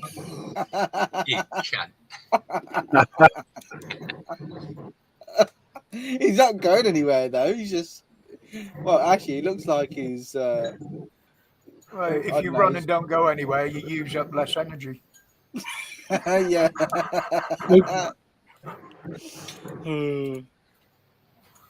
Oh, look who we got! Look who we've got! Hello. Sonic's running. Tiff, Sonic. You alright? Hello, Tiff. Hi, Sonic. I've got there's your door. Hey? I spoke to him about 3 hours ago. He goes, "Oh, Tiff and Pap are going to be at and that's going to be at the door in a sec." No, it'll be a couple of hours, yes. We've just tried to go to the bank for Stuart, but they're fucking closed at 3 o'clock, so we're heading down now, though. How many miles is it you're doing today? Because I said to it must be about 350, 380. I think it's 100 miles from his to mine, and then about 150-ish from mine to Dan's. Wow. Oh, that's not too bad then. 250 miles in total. That's a long way. So it's going to be like the United Colours of Benetton when everyone's here tomorrow. The UK, we've got Scotland, the North East, Birmingham. I'm from Essex, but in Liverpool, it's going to be fucking mental. Yeah, man. I mean, I'm wearing a dress today just because it's so fucking hot. It's ridiculous. I don't care. I just got up at St. her. She's looking at that. I nearly crashed the fucking motor. What? So now, is it like? Can I get an interpreter on the phone? So we don't speak gibberish. I can fucking understand him. He's not too bad. At least every other word ain't Jimmy. I understand all the fuck shit in the cunt. Speak English. It's got Oh, That's teacher, then, won't we? But yeah, heading down now, so we'll see you in a couple of hours. Cool. And forward we'll to see it. you We tomorrow. will go Safe to the place next, don't tomorrow worry. morning. Safe journey. It's only so you get here. I can make you a brew, and then we'll go to Asda's and get some alcohol. Aye. Awesome. Sounds Turn that off for a second, will you? turn. I just started the fucking engine. Go on. Jesus Christ. You'll get right for a fucking strike. I know. You're in for a good weekend, mate. Bye. Take care, Tiff. That's all right. Sounds like it's going to be a quiet weekend. It's going to be a messy one, I think. Yeah.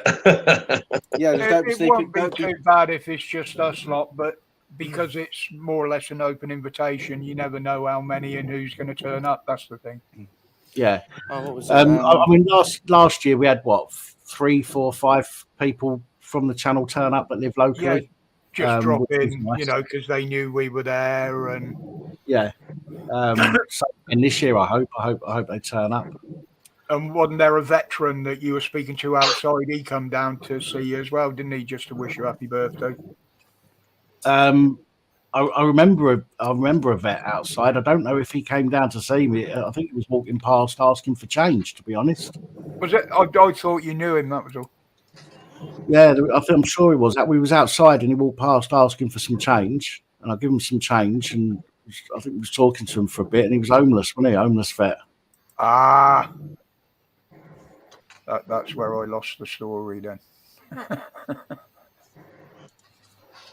Oh, where are we? It's a shame Crinkle's not funding this year. Yeah. I was just looking at some pictures from last year on it. Was that the one day when I was about to go to bed at like 4 o'clock in the morning, hanging, and then you guys having your little party, and I popped. God. Yeah, that was last year. Was that last year? Yeah, it was last year, wasn't it, Rog? Yeah. Because you went my- live from the flat after you got back, didn't you, as well, for a bit?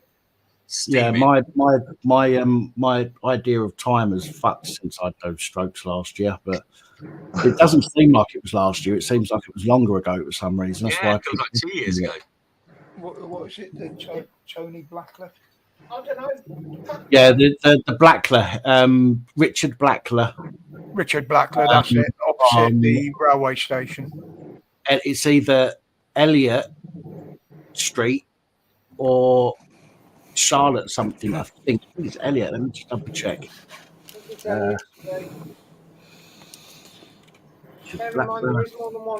But if not, we will have a table number eventually that we can put out where you can order and pay for drinks for us all. Have them sent to the table. Great Charlotte Street.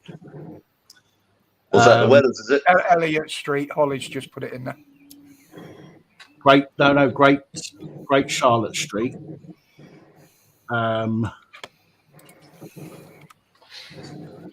Why is it not showing me the fucking name? Oh yeah, no, there is, which is quite weird. There is an Elliot Street there, but you've also got Great Charlotte Street, and I think the Richard Black. It's on the corner, isn't it, of 2 streets? That's why. Yeah, it's on the corner of Elliot Street and Charlotte, Great Charlotte. Units 1 and 2, Charlotte Row, Great Charlotte Street, St Liverpool, L1 1HU. Yeah, because the little one round the corner, that's the one that's got all the bars all the way along it. Richard Young Blackler, JD Weatherspoon. That's it, yeah. Can't go wrong at a Weatherspoons, can you? Yes, Rob, they're saying they're not, but Bank of England will be putting the interest rate up again, which is going to totally screw a lot of people with mortgages. Especially on the mortgages. Yeah. Yeah, well, our mortgage has gone up again, so. Oh, they're going to keep going up, mate. They'll get to a level and they'll drop a little bit to encourage the housing market, and then that's what they done last time, and then it goes back up again. Well, it's a good thing I make my money by selling cocaine and heroin then. But it's the state of us poor bastards that got to buy it, isn't it? Oh, sorry, that's energy drink. Oh, I'm fucked now, aren't When you're shifting the amount of keys I shift every week, you don't need to worry about more because you pay with cash. That's the keys to handcuffs, by the way. But that's you know when it's getting better when they make it legal because they want to tax it and make money off it. Yeah. Grow your own poppy. Puts a whole new meaning on Remembrance Day, doesn't it?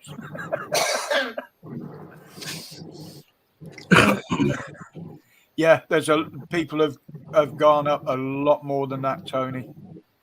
I know some that are paying hundreds of pounds and more a month now.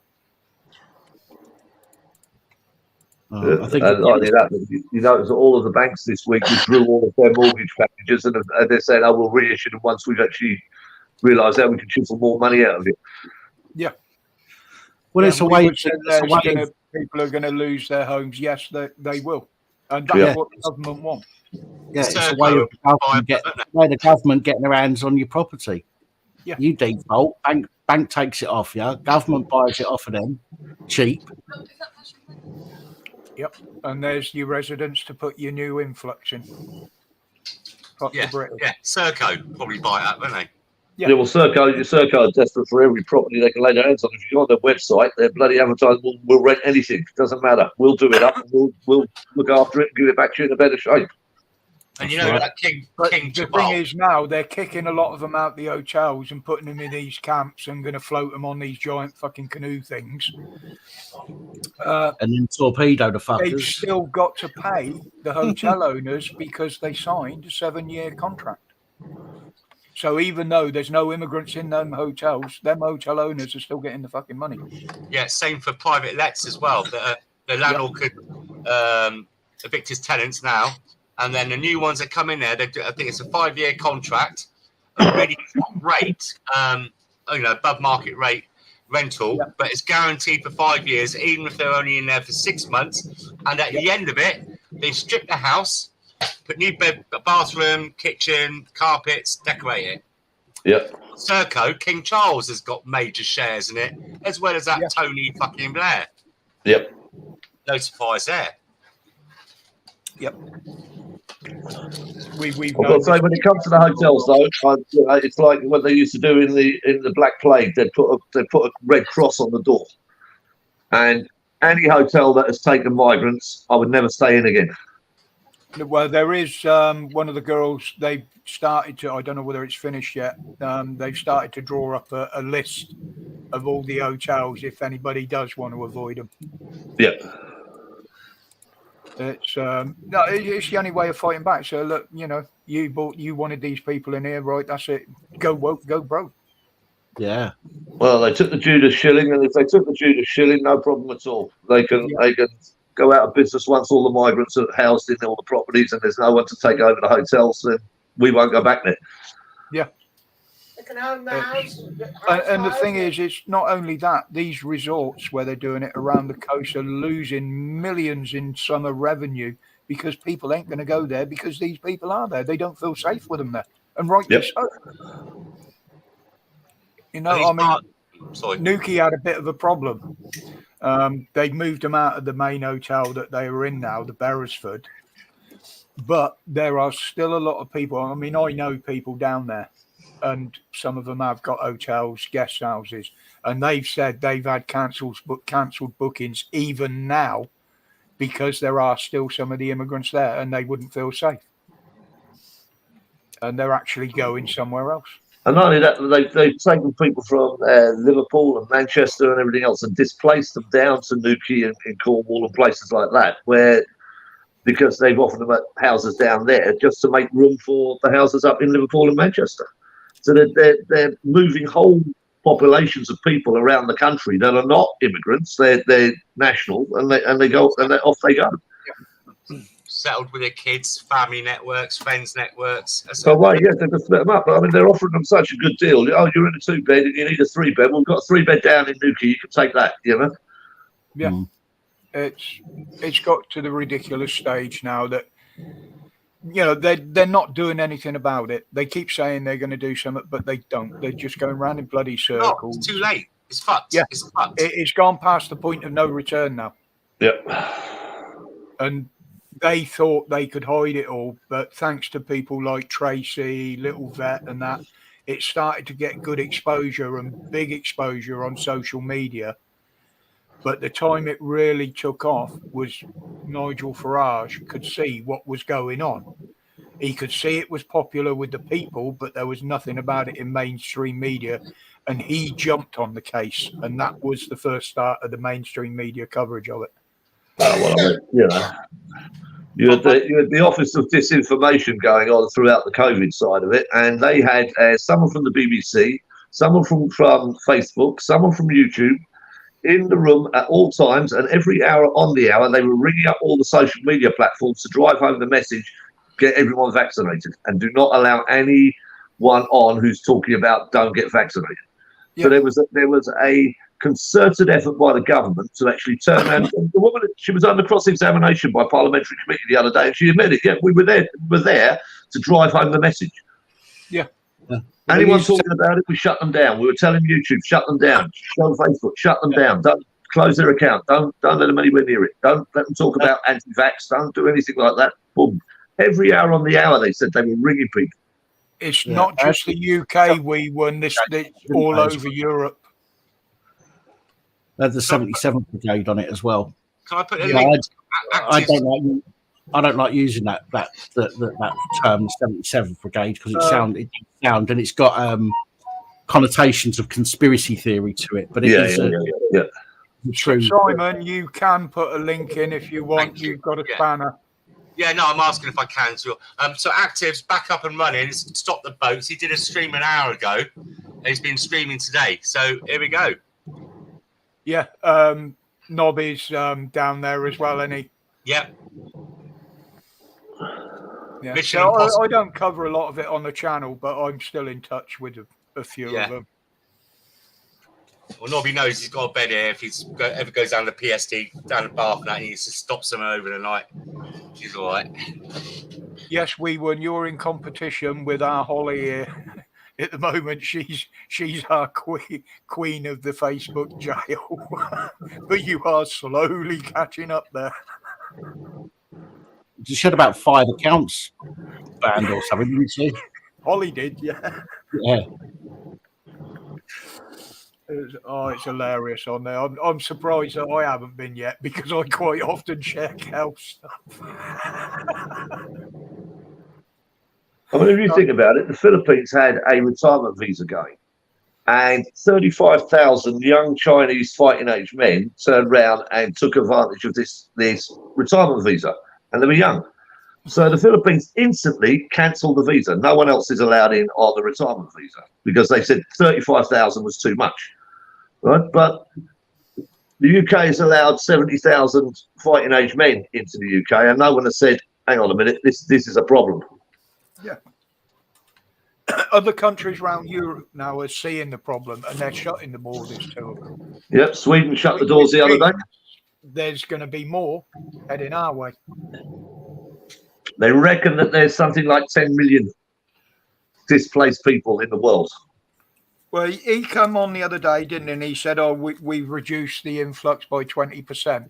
Ah, bullshit. Liam put a video out the other day, absolutely debunked that, because he put out the averages and the figures for the last few years and what have you, and we're well on target to beat any figures this month.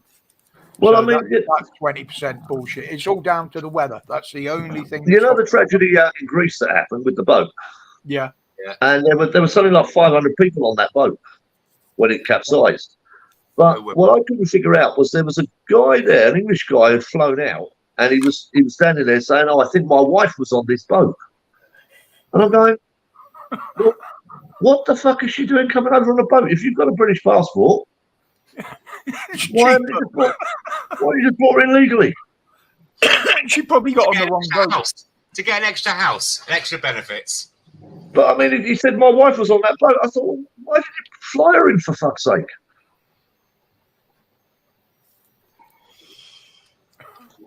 I suppose you don't get the benefits, do you? As God bless just said, you don't get the benefits if you come in. No, it's just wholesale fraud going on. It's wholesale fraud. It really is. It is just criminal behaviour by the governments It's the same in Ireland. Do you know what I mean? Yeah. Come through customs, get stitched up, come in illegally, get everything you fucking need. And want. Come with Yeah, an you come in by boat. You come in by boat. You get a council house.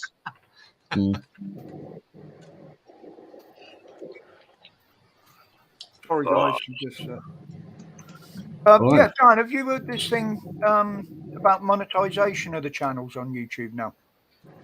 What thing? Over 500. Once you get 500, you're automatically monetized or something. Oh, yeah? Yeah, it's a new YouTube thing this week. If you've got 503,000 watch hours, you're monetized. Okay, so I've looked I looked a little bit into it. It's actually so the official title for, at least some people are calling it it's basically like a light version, or LITE, LITE. It's a light version of the monetization thing. So there's only certain things you'll get access to. When it comes to ads and stuff, you won't get the option to have running ads, or the options Oh, you so get. you probably get the super chats then, where people You do get the super chats. Yeah, you can put super chats on.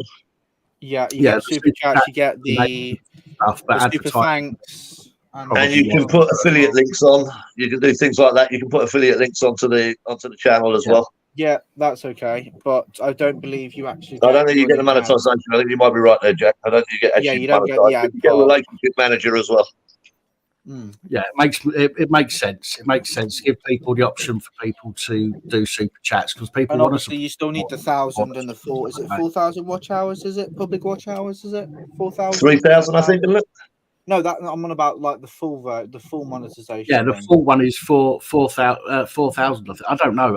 I'm 1,000. Yeah, the full one is 4,000 subscribers and Right, don't worry 4,000 about public watch 3 hours, is- or Well, I mean, they've already told me they'll never monetize me. So I mean, you know, I sort of laugh at it. I just go, yeah, right, okay.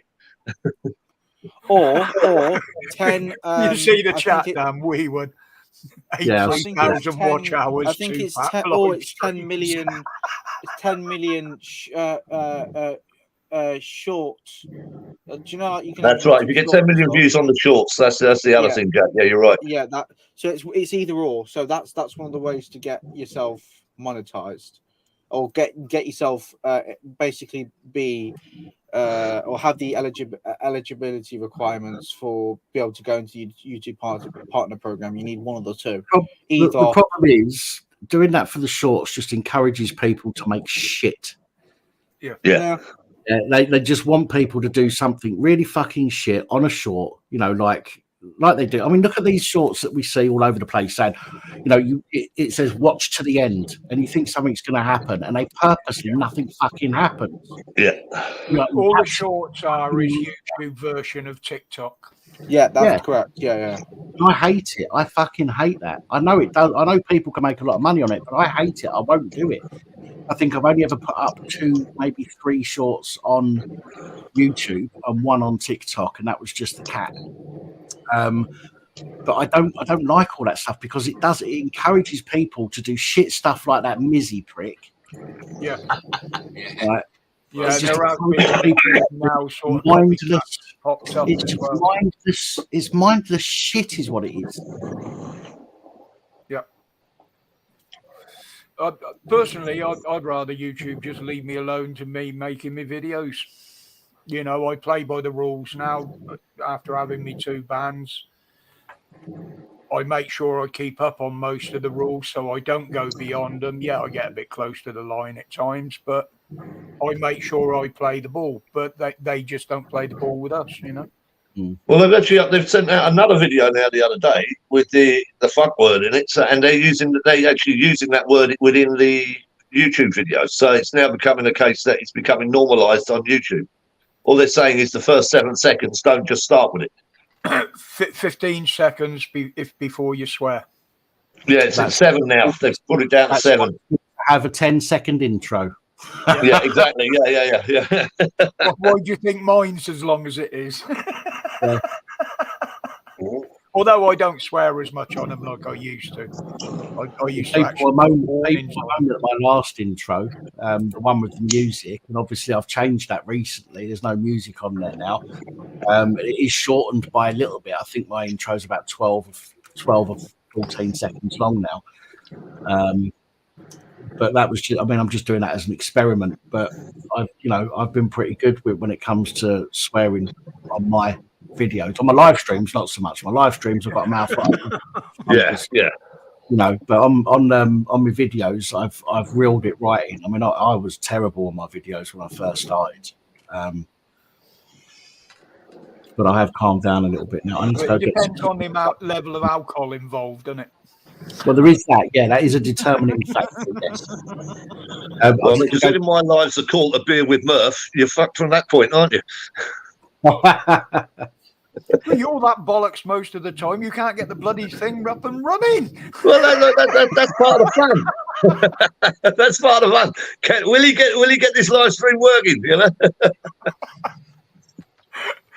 Oh, it's funny. You go in on a Saturday morning. Is Murph on? Well, I don't know. Let's see what sort of tech issues he's having. Well, no, I mean, like last Saturday, I set everything up, and then the electricity went, and I didn't have electricity for 8 hours. So that was the last Saturday's excuse. This Saturday, I will be ready to rock and roll, and I'll crack on, and we'll see how long I last.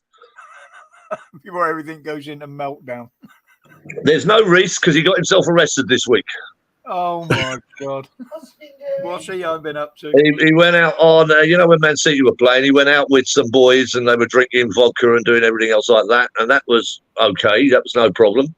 But he ran out of money, and he messaged his sister to send him 20 quid on his phone so he could pay the taxi. And they've got a tap app option in the taxi where you just tap and it pays the bill.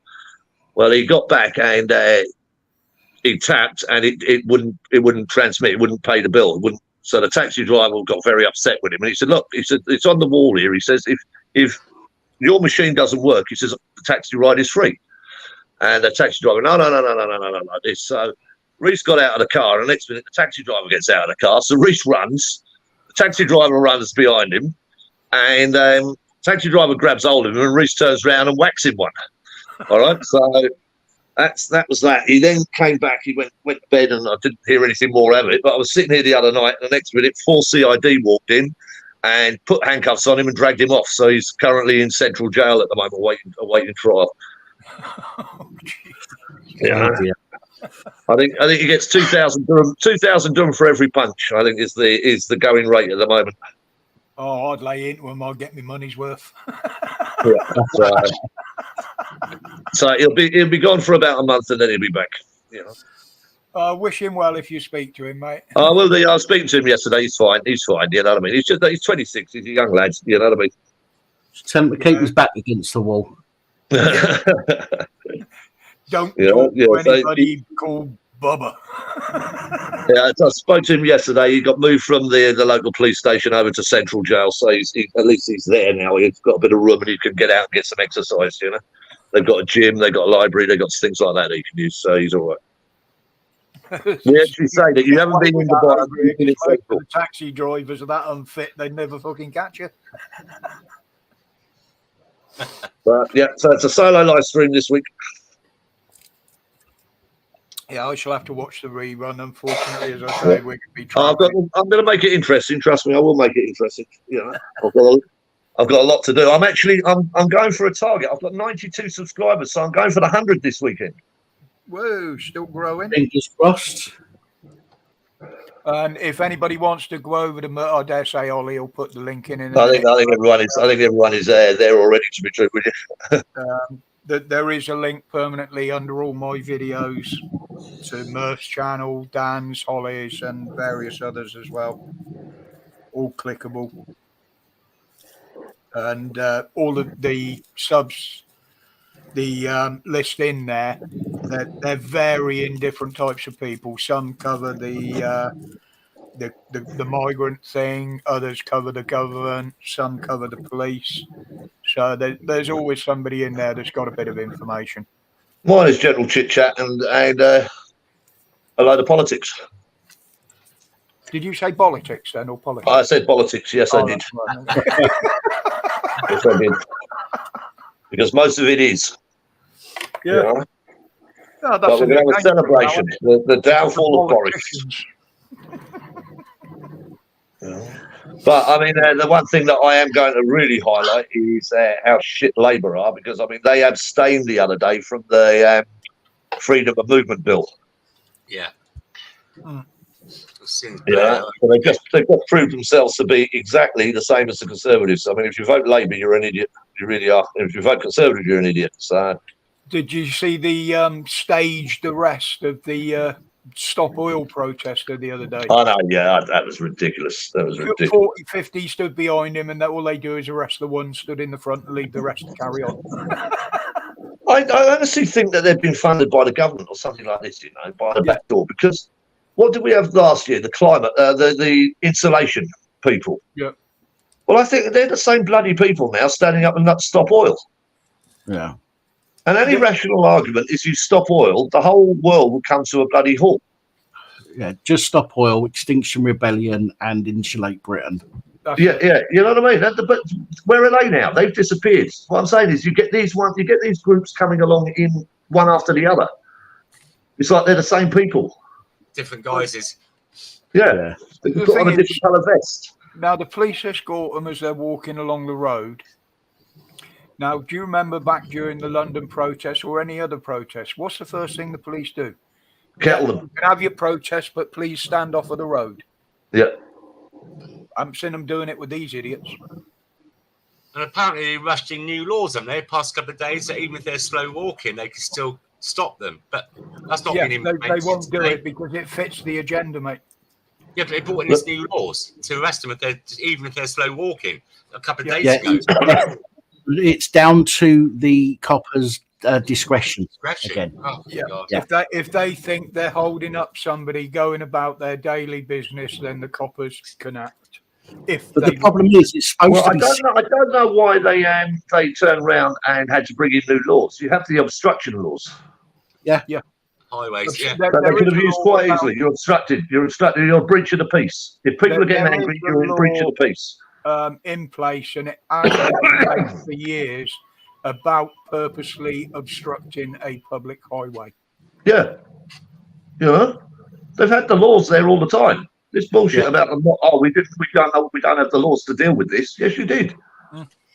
The laws have been there all along. They just. But it is to give them. It's to give them further power. That's what it is. They're changing it. They change it ever so slightly, word it slightly differently, but they also throw in a little bit extra, just to give them that little bit more power. Well, this is the things that Suella did, didn't she? She added a load more stuff to it that went through to the Lords. Lords turned around and wanted to reject it, and Labour abstained. Yeah. It's like the online safety bill.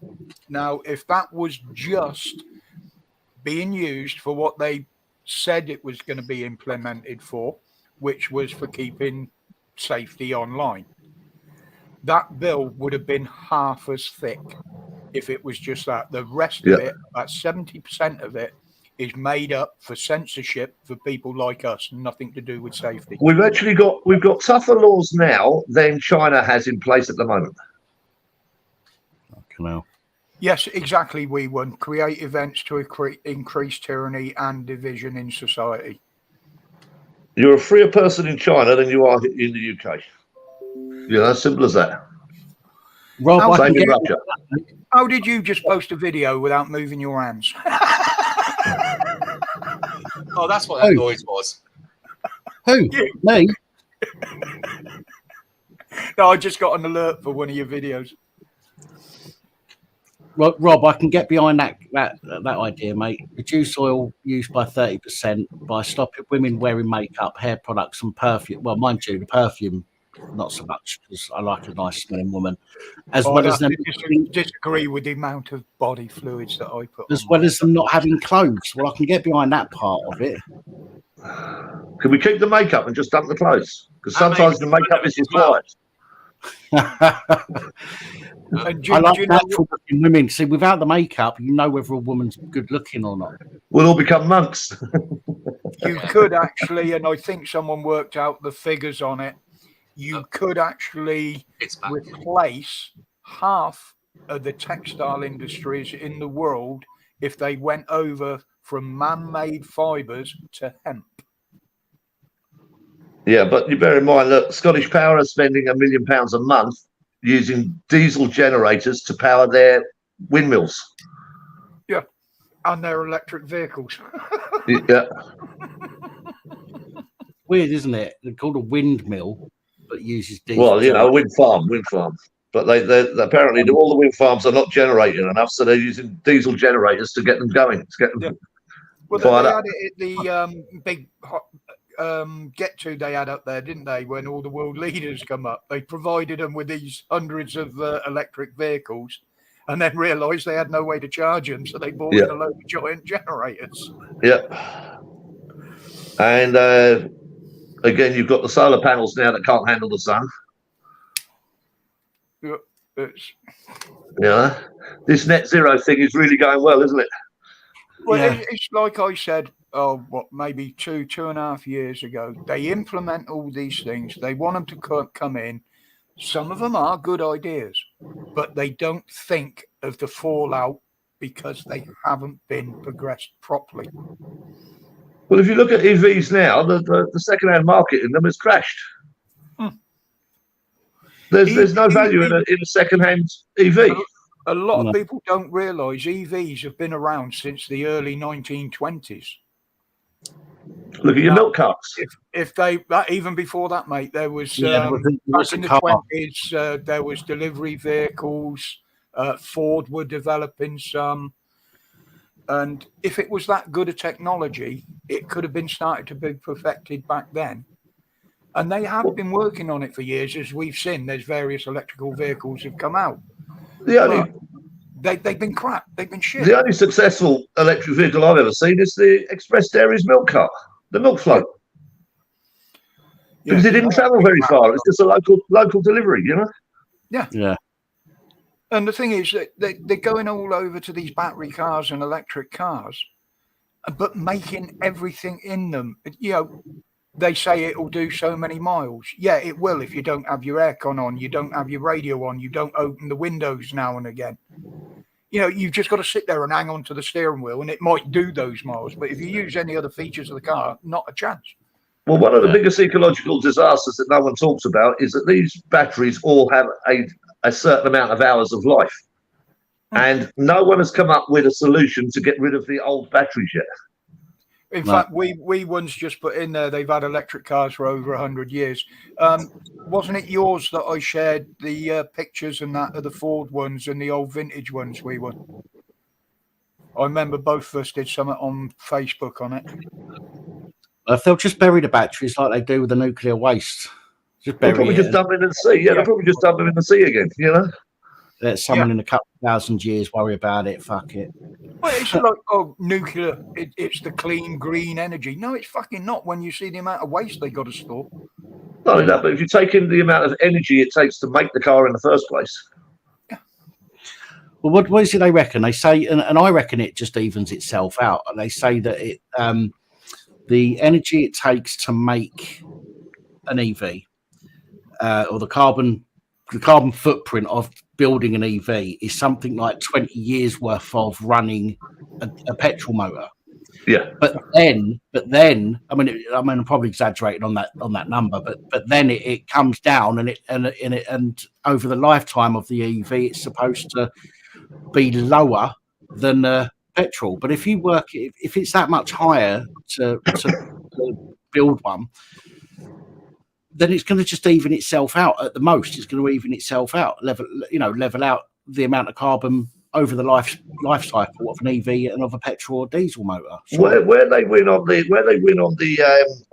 EV argument is they're saying that people tend to change their cars every 3 years. And they said if you kept your car for 7 or 8 years, you would actually be more economical than an EV. Yeah. It's only because of the trend of changing the car every 3 years, which actually makes it then uneconomical. But my argument is, even if you change your car every 3 years, you then sell it on, someone else takes it on, runs it for 5 years, someone then gives it to the daughter, they run it for 3 years, then it keeps going. There's normally a 20-year lifespan on any car. Yeah. But driving it helps as well. Driving it properly helps as well. Because most people don't drive their cars properly. to be fair, and they'll over rev it, they'll sit at traffic lights, revving the engine, not being economical with the fuel.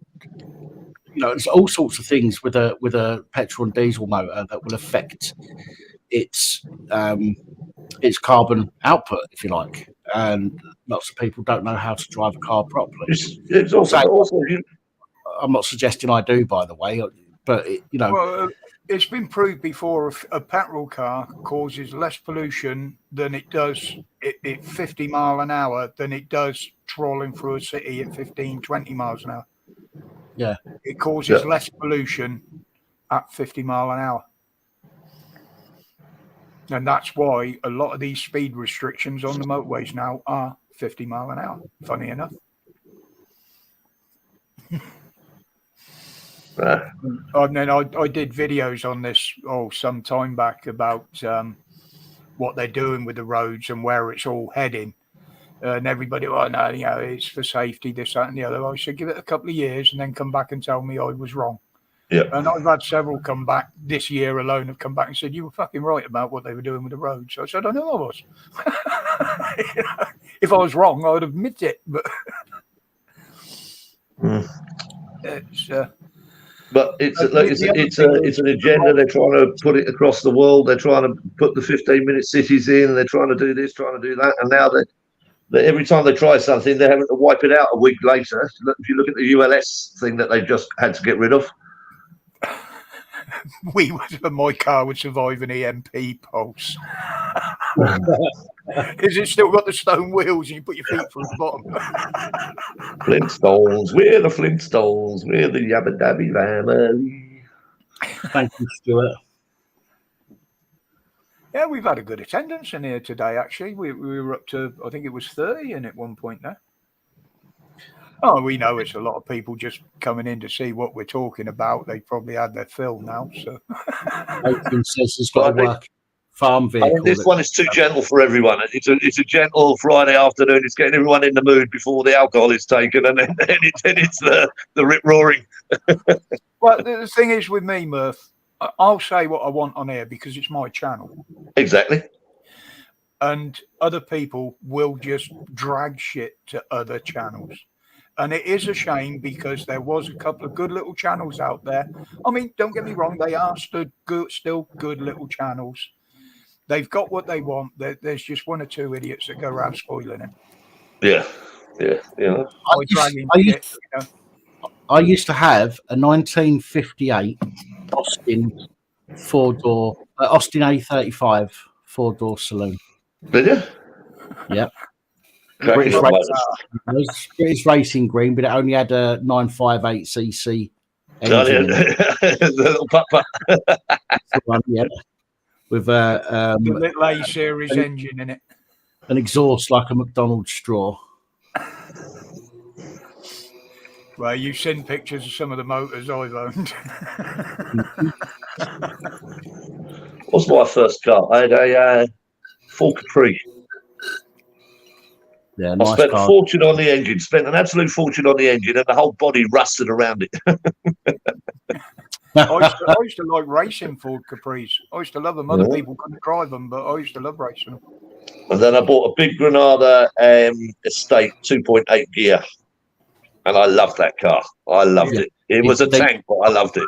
Yeah, the Essex engine. Was it a Gear X? Was it? Yeah. Gear X, yeah. Yeah, that was the old Essex engine. Who were the ones that used to tune them? Burton and Zaxpeed. Oh, I'll tell you what, it was a tank, but it used to go. It used to go. It cost me a bloody fortune in petrol, but it used to bloody go.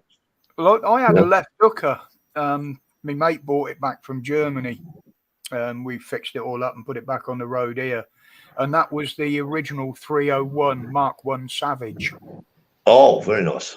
They weren't on sale in this country, and I've never seen another one in this country. And when the MOT run out, I took it on the banger track and put it in a rollover competition with the original dish mags on it. Yeah. I've got a 2004 Jaguar XKR now. Nice. No, It's a beaut- I've gone the other way. I've gone from the big yank tanks and fast cars and sports cars, and basically now we've got what we call the tool, which is a Ford Focus Estate. Well, I have to drive between here and Abu Dhabi virtually every day, and it's just a straight road. It's the most boring bloody road in the world. But with the Jag, because it's bright red as well, and you're down low and you just come up and it roars. So as soon as you come up behind the car, they just pull out of the way automatically. You don't even see, you can just zip down. But I've had more bloody speeding tickets on that road than I know what to do with. You right there, Si? Yeah, so I wasn't crying because I wasn't coming up for your birthday. Although secretly I am. Yeah, sorry, the kids' missus just come back all out. That's why I muted it. You know what they're like when they come in. Yeah, that's right. Well, I did have, where's it gone? One nice Capri that I had on the road. In fact, it's only one of two that I had as road legal. Which was, where's it gone? Was that one. Oh, very nice. Yeah.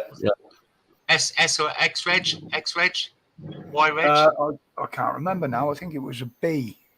B, 84. I don't think that's going to do that. I was just looking at the back end of it. It looks a lot newer than that. It was a demonstrator. It only had about 40 miles on the clock, sat on the forecourt. Oh, right. Yeah. At the time, they only wanted, I think it was $4.5 grand for it, something like that at the time. So, yeah, I'm having that. Yeah. I think it was an L Reg when I was a kid, an L Reg Capri, and it was a 3 litre, and the fucking thing was a death trap. The back end on it. I remember. Yeah. You should, slide out on you. If you accelerated too quick, it'd go. Yeah, I know. It's like an RD250. Yeah, the LC. Yeah, the RD250 LC. The power band on that was a bugger. I can tell you. There you go. I used to turn mine into death traps deliberately. That's the original 301 Savage. Jesus. Yeah, Jack. I mean, I had an MBX80. I bought an MBX80 as my first bike, and then I had the RD250 LC as the second one, and then I went to the Suzuki 500 Gamma. I was on a death wish on the bikes. I had the KHs as well. I had quite a lot of bikes when I was younger. The KH 350s and the money that they're worth now. And I had a kettle. I had a kettle when I was a kid as well. 750 GT. Yeah. I saw an RD250 the other day go up, and it sold for 12 grand. Yeah. It was pristine. And it only had about 30 miles on the clock. But I mean, it went for 12 grand when they put it up for auction. There was an auction in America. It was about a fortnight ago, and there was 3 absolute factory mint Z1s come up, 900s. Yeah. Factory colours, the lot. And I think the lowest price was just over $80,000. Yeah. It's crazy money. Crazy money. Way. Yep.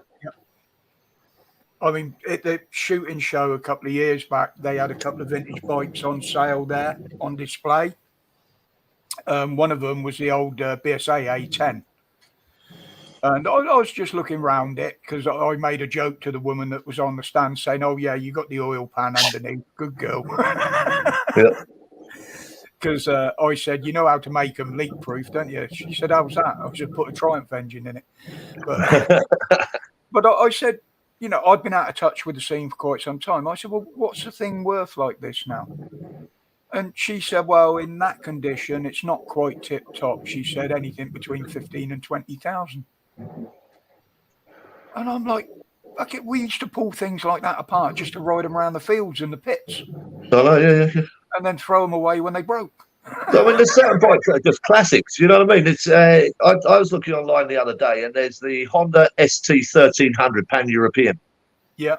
And this one was a 2016. It only had 21,000 on the clock, and they're looking for 10 grand for it. Yeah. I mean, some of my mates have got some decent ones. One of my lads up in Newcastle, he's got the old VMAX. Oh, right, yeah. He's got a couple of other ones as well. But yeah, I mean, the money they cost nowadays, you might as well go and buy a bloody car. Well, I mean, if you compare that ST1300 to the brand new Honda 1100, the Honda 1100 is cheaper than the ST1300, and that was a 2016. So 2023 against 2016, it's cheaper than the classic. To be honest, if I was in the market for another bike now, if I was fit enough to ride one, I'd be looking along the lines of probably some of the retro British models that are coming out now, but also not the Indian, the Royal Enfield. The Royal Enfields are brilliant. They're brilliant bikes. They are bringing out some nice, tidy retro bikes now. If you look at that new 650 Meteor they brought out, it's a classic. That's the one I was looking at. Yeah. And if I was going dirt bike style, then I'd probably be inclined to go for another old British make, which is making a comeback, which is CCM. Yeah. Competition motorcycles. Mind you, Enfield brought out the 411 as well, the Scrambler, the 411 Scrambler, which doesn't look a bad little bike either. Yeah, it looks like the old BSA, doesn't it? It does, doesn't it? And BSA have now come out again. BSA are launching again this year. So yeah, they got a new Gold Star out. Yeah. Yeah, and the Vincent HRDs, my adopted dad, he bought one in a box. It's I think a C series. All right. He bought it to such a high standard, it looked like come out of the showroom. But also the Vincents. Do you remember the Vincents HRDs? Yeah. HRDs, yeah. Way ahead of their time. Yeah, way ahead of their time. But everybody talks about the Black Shadow, but there was one that was just as good. What? And that was its little brother, the Silver Shadow. People seem to forget about that. Their little 500 V-twin. And there was a guy, oh God, what was his name? Brian Chapman. He was drag racing back in the days when I was. Oh, Colin Chapman, yeah. Then there was the guys there with the triple engine, Japanese engine bikes, supercharged Harleys and stuff like that. And he used to come out on this tiny little bike. It looked like a bloody moped with the Vincent Black Shadow engine in it. And it was called Mighty Mouse. And that thing used to piss all over the Japanese bikes. Yeah. Because he had the two. He had the 500, which was Super Mouse, and then he had the 1000, which was Mighty Mouse. Well, that's big in Thailand, isn't it? They've got these little mini bikes and they race them, and they get 150 out of them, no problem at all on a burnout, you know? Yeah, 150cc short drag race. Yeah, 2 strokes. Yeah, I've seen them. And they race them. Some have come over here and raced them against the bigger bikes over the same distance, and they piss all over them little things. They are so quick off the line. I know, the pocket rockets. The thing that would worry me is going drag racing in shorts, t-shirts, and fucking flip-flops. You know what I mean? Oh, no, yeah. And not only that, but they lay flat along the bike. They actually lay prone along the saddle of the bike to get the best speed out of it. I think, bloody hell, really. Yeah, I do watch some of them videos. But some of Tony Williams AJS. Yes, I had the Stormer, mate, the 250 motocross bike years ago. It was... Yeah, that was AJS's first 2-stroke. I've had 5 strokes. Yeah. And that's smooth bore, though, isn't it? You need fuel injection, man. I do like the look of that new 901 Husqvarna, though.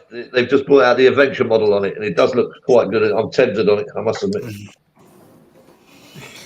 Oh, have I got that? I don't think I've got the photo on here. Because the wee one's just said she's too fucked up for bikes now. You're not the only one. I don't think I've got them on here. I had a photo somewhere of me and my mate back in the 70s on the 2 Triumphs. But it's nice because a lot of the lads that I used to know back then, I've got back in touch with. Oh, excellent. Yeah. Since Heather showed me how to use Facebook and that, it's yeah, a lot of people that I'd forgotten. Sad to hear that some of them aren't with us anymore. But you know, being out of touch with them for so long, you know, it didn't really come as a shock because most of them are sort of my age. And lived life to the full. And Well, I'm ex-military, so most of mine have dropped off the perch by now. And as Heather rightly said, we all lived life to the full. And most of them were vets as well. Yeah, it's I mean, the core of my old bike club was basically Pete serving military personnel. There weren't many of us civvies in the club. But yeah, I do wee one. I'll sit and find a picture of an old bike or a run we were on. I haven't got many photos left because I've lost thousands of them over the years through moving. But yeah, every time I look at one, it brings back a memory. Even the goddamn awful trike I had that I owned for a week and got fucked off with and gave away. And that was we do on June the 6th. We do Airborne Forces Day down in Aldershot every year, and year on year, as I go there and have a look at who's there, I'm seeing less and less people from my units and from what I was in, and it's like it's bloody hell. They're dropping like flies now. You know what I mean? Yeah, and sadly, a lot of them now that have died lately have, well, we know what it's done it, but we still can't speak out about it at the moment. No, you can't. I mean, that's what pissed me off, and that's why I did the video in the week. You know, I mean, no disrespect to the people that were killed in Nottingham the other day, but 8 hours of mainstream media when 3 people have been killed. Yet there's 2,500 a fucking week dying that shouldn't be dying. I know that no one's talking about. I know. Where's the report on that? You know. And you see, the thing is, if you look at the last time they did a mass inoculation, I'm not talking about measles, mumps, and rubella. We ended up with a whole pile of kids with thalidomide. Yeah. Right, because they didn't test it before they gave it out, and they were giving it to pregnant mothers, and it caused a lot of problems. And now we're finding that they've gone and done it again. We've got infertility. We've got turning around. People can't have babies anymore. We've got things like this going on. We've got strokes like Pat's there, where there's no physical bloody symptoms, but it's a stroke. You know what I mean? Yeah. Thankfully, though, Murph, I've not had the Kool-Aid. Yeah, I know. Yeah, I know. But so what they're saying is that if I had, are presented with strokes that are not the traditional stroke that we knew about. You know what I mean? Mm. Well, I am absolutely convinced because I didn't know about my blood condition and that until long after the pandemic and the lockdowns and shit. Now, my doctor had openly said, because I'd asked one of the consultants, what state would I be in now if I'd have actually had that jab? Yeah. He said, with your condition, you probably wouldn't be here. And that was a consultant, a hematology consultant told me that. So I'm glad I did make the right decision at the time. Look, it will all come out in the wash. It will all come out eventually. I said that right at the beginning. I said, we won't hear nothing about this. It's never going to end well. I said, but it's going to be 10, 15 years before we even see the full extent of the damage. We've got all these bastards that are going around saying, you will do this, and now we're backtracking. No, we were just following guidance. It wasn't our fault. We were just, 1 or 2 generations before it all comes out properly. Because who's there to take them to court and get money and compensation? Yeah. Well, I'm starting to wonder whether that doctor that I reported on was actually saving up his jizz to sell. Maybe he was starting a sperm bank. But that's the good thing about people that took it, because any men now, if you didn't have that certain procedure done to you during that bullshit time, sperm is worth more. Mm. That's the true story. Yep. And there is a clinic, I can't remember where it is now. Kel might know because she does cover a lot of the American stuff. There was a clinic over there that was taking blood donors, but only if you can prove that you hadn't had it. Yeah, I think I've had it. People as someone said the other day, we now have the pandemic of the vaccinated. Yeah. So I would put that as a good description of it. Yeah. And you still got the panic, the fallout from it all as well, because people are realizing now what's gone on and what's happened. But I believe that society has been split up into small enough fractions that they will never come together and fight as a unit again against anything. But that was done deliberately. That was done deliberately. That was part of the plan. Divide and conquer. Divide and conquer. Very simple. Exactly. I've always said that, and I've been saying it for the last 2 years. That has been the plan all along. All this, what's happening now, has been talked about for years. Yep. They just didn't have the balls or any reason to start bringing it in without panicking people. And the pandemic, as it's so called now, was their opening. That was their window to start implementing this stuff. Oh, yeah. You know, and even now, as we've seen, they're using everything they can as smoke screens. You know, I mean, with what's going on in this country now, to sit and realise that there's just been 8 hours covering a fucking funeral for an ex-Italian prime minister that we don't give a shit about. There's nothing to do with us, rather than putting our own country's news up and what's going on in this country. Well, they don't want to talk about that, do shows how controlled the media are. they? They don't Sorry, want to talk about it. Guys, I just had to go tell my handler at the 77th Brigade that you're talking about COVID. Did you give him the link? I'll have a view in a minute, don't worry. I was going to say, if there are any views, I can post the link somewhere if they want it. Oh, all right, I want my 100 subscribers. Tell them to add me. But the thing is, with my channel, I never know exactly how many I've got as subs because YouTube dick around with the numbers so much. And mine was floating. Sorry, Roger. Go on. Sorry. Yeah, my fault. I was going to say mine's the same as yours, and well, we know we've got subs in there that are subbing just to see what we're saying about them. You know. Yeah, So mine you've got was a discount view as well. The last week or so, mine's been 47,400 ish, and it goes a couple over, then it goes, you know, it's like 2 steps forward, 3 steps back, and it's finally breached that now, and we've got 47,400. Yeah, that's mine. Seemed to stall. Yeah. Now, yeah, okay. When all this shit that's going on now blew up, I mean on the channels, not in the country. When that blew up initially, my viewings went right up, obviously, because people were coming over. Or what's he going to say about us this time? Or what's he going to say about that person this time?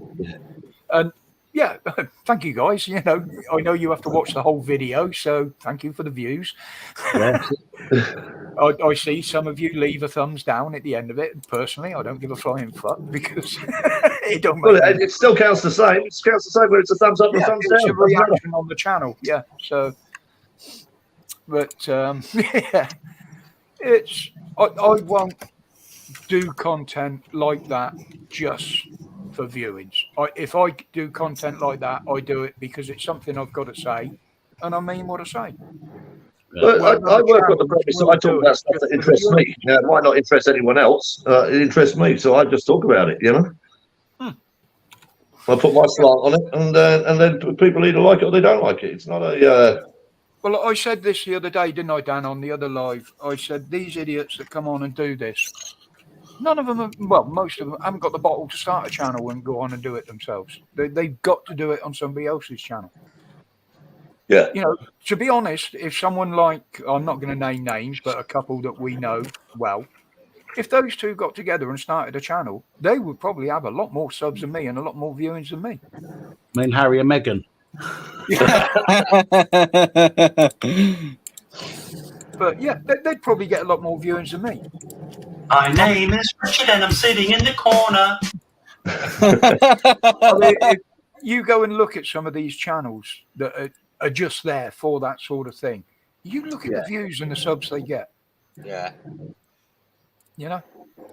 The problem is the interactions. It's the interactions that are lack on those kind of channels, or everything happens on the screen. not so much in the comments. Whereas, you know, for example, on here and on my channel, we have loads of people talking all the time, and that kind of interaction does the channel good.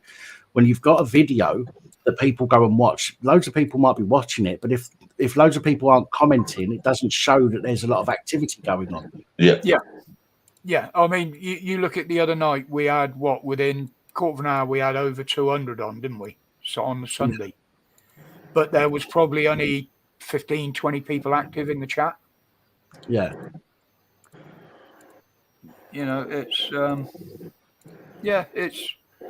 it is what it is. You know, I still enjoy what I do, and the people that watch me still are grateful for some of the information I watch. Some people I give a laugh to at times, but that's me. I talk about what I see as I see it, you know. Well, I mean, my first live, I talked for 2 hours. I went back to have a look at the views, and I had no one. You did have on one because there was one viewer, because I remember watching it. Oh, that's right. Yeah, that's right. I went, you just talked for 2 bloody hours to the camera, and literally no one wanted to listen to you. Yeah. I mean, my first lives, literally, it was me on the screen because I was just using the YouTube streaming service. But then Dan and a few others taught me how to use StreamYard so I can have a panel up. And gradually, it's all getting better because I'm learning a lot more about the tech and what I can do. Yeah. And it's an absolute fucking godsend. Thank you, Dan. Sent me a camera to try, and it hasn't let me down, and I've used it on 2 or 3 streams now. Is that the one that didn't work on yours, Dan? This webcam. I'm joking. So I'll bring them other 2 back with me tomorrow, Dan. No worries. I've got those monitors for you to take home with you as well. Yes, yeah, that's brilliant. But yeah, I mean, that one's been absolutely perfect. I've still got 2 others. Where are we? It's all about paying it forward, Roger. Yeah. I mean, I've got that one. Then I've got that one which I use for my daily videos. That one is if I'm doing anything down here that I want to show people. Yeah, but no one's seen that one. Well, less of that, please, Roger. It's a family show. But all 3 of those are what I class as reliable cameras. Not so much that one, because that one does freeze out sometimes. But that's the setup I wanted, was the one in front of me, the one there to do my videos, so I don't have to keep undoing that one, putting it in front of me here when I want to do a live, and then move it all back over there. Yeah. It makes life a lot easier, and I've got confidence in those 2. They'll keep going for as long as I want. So they're the main 2. Once I move and I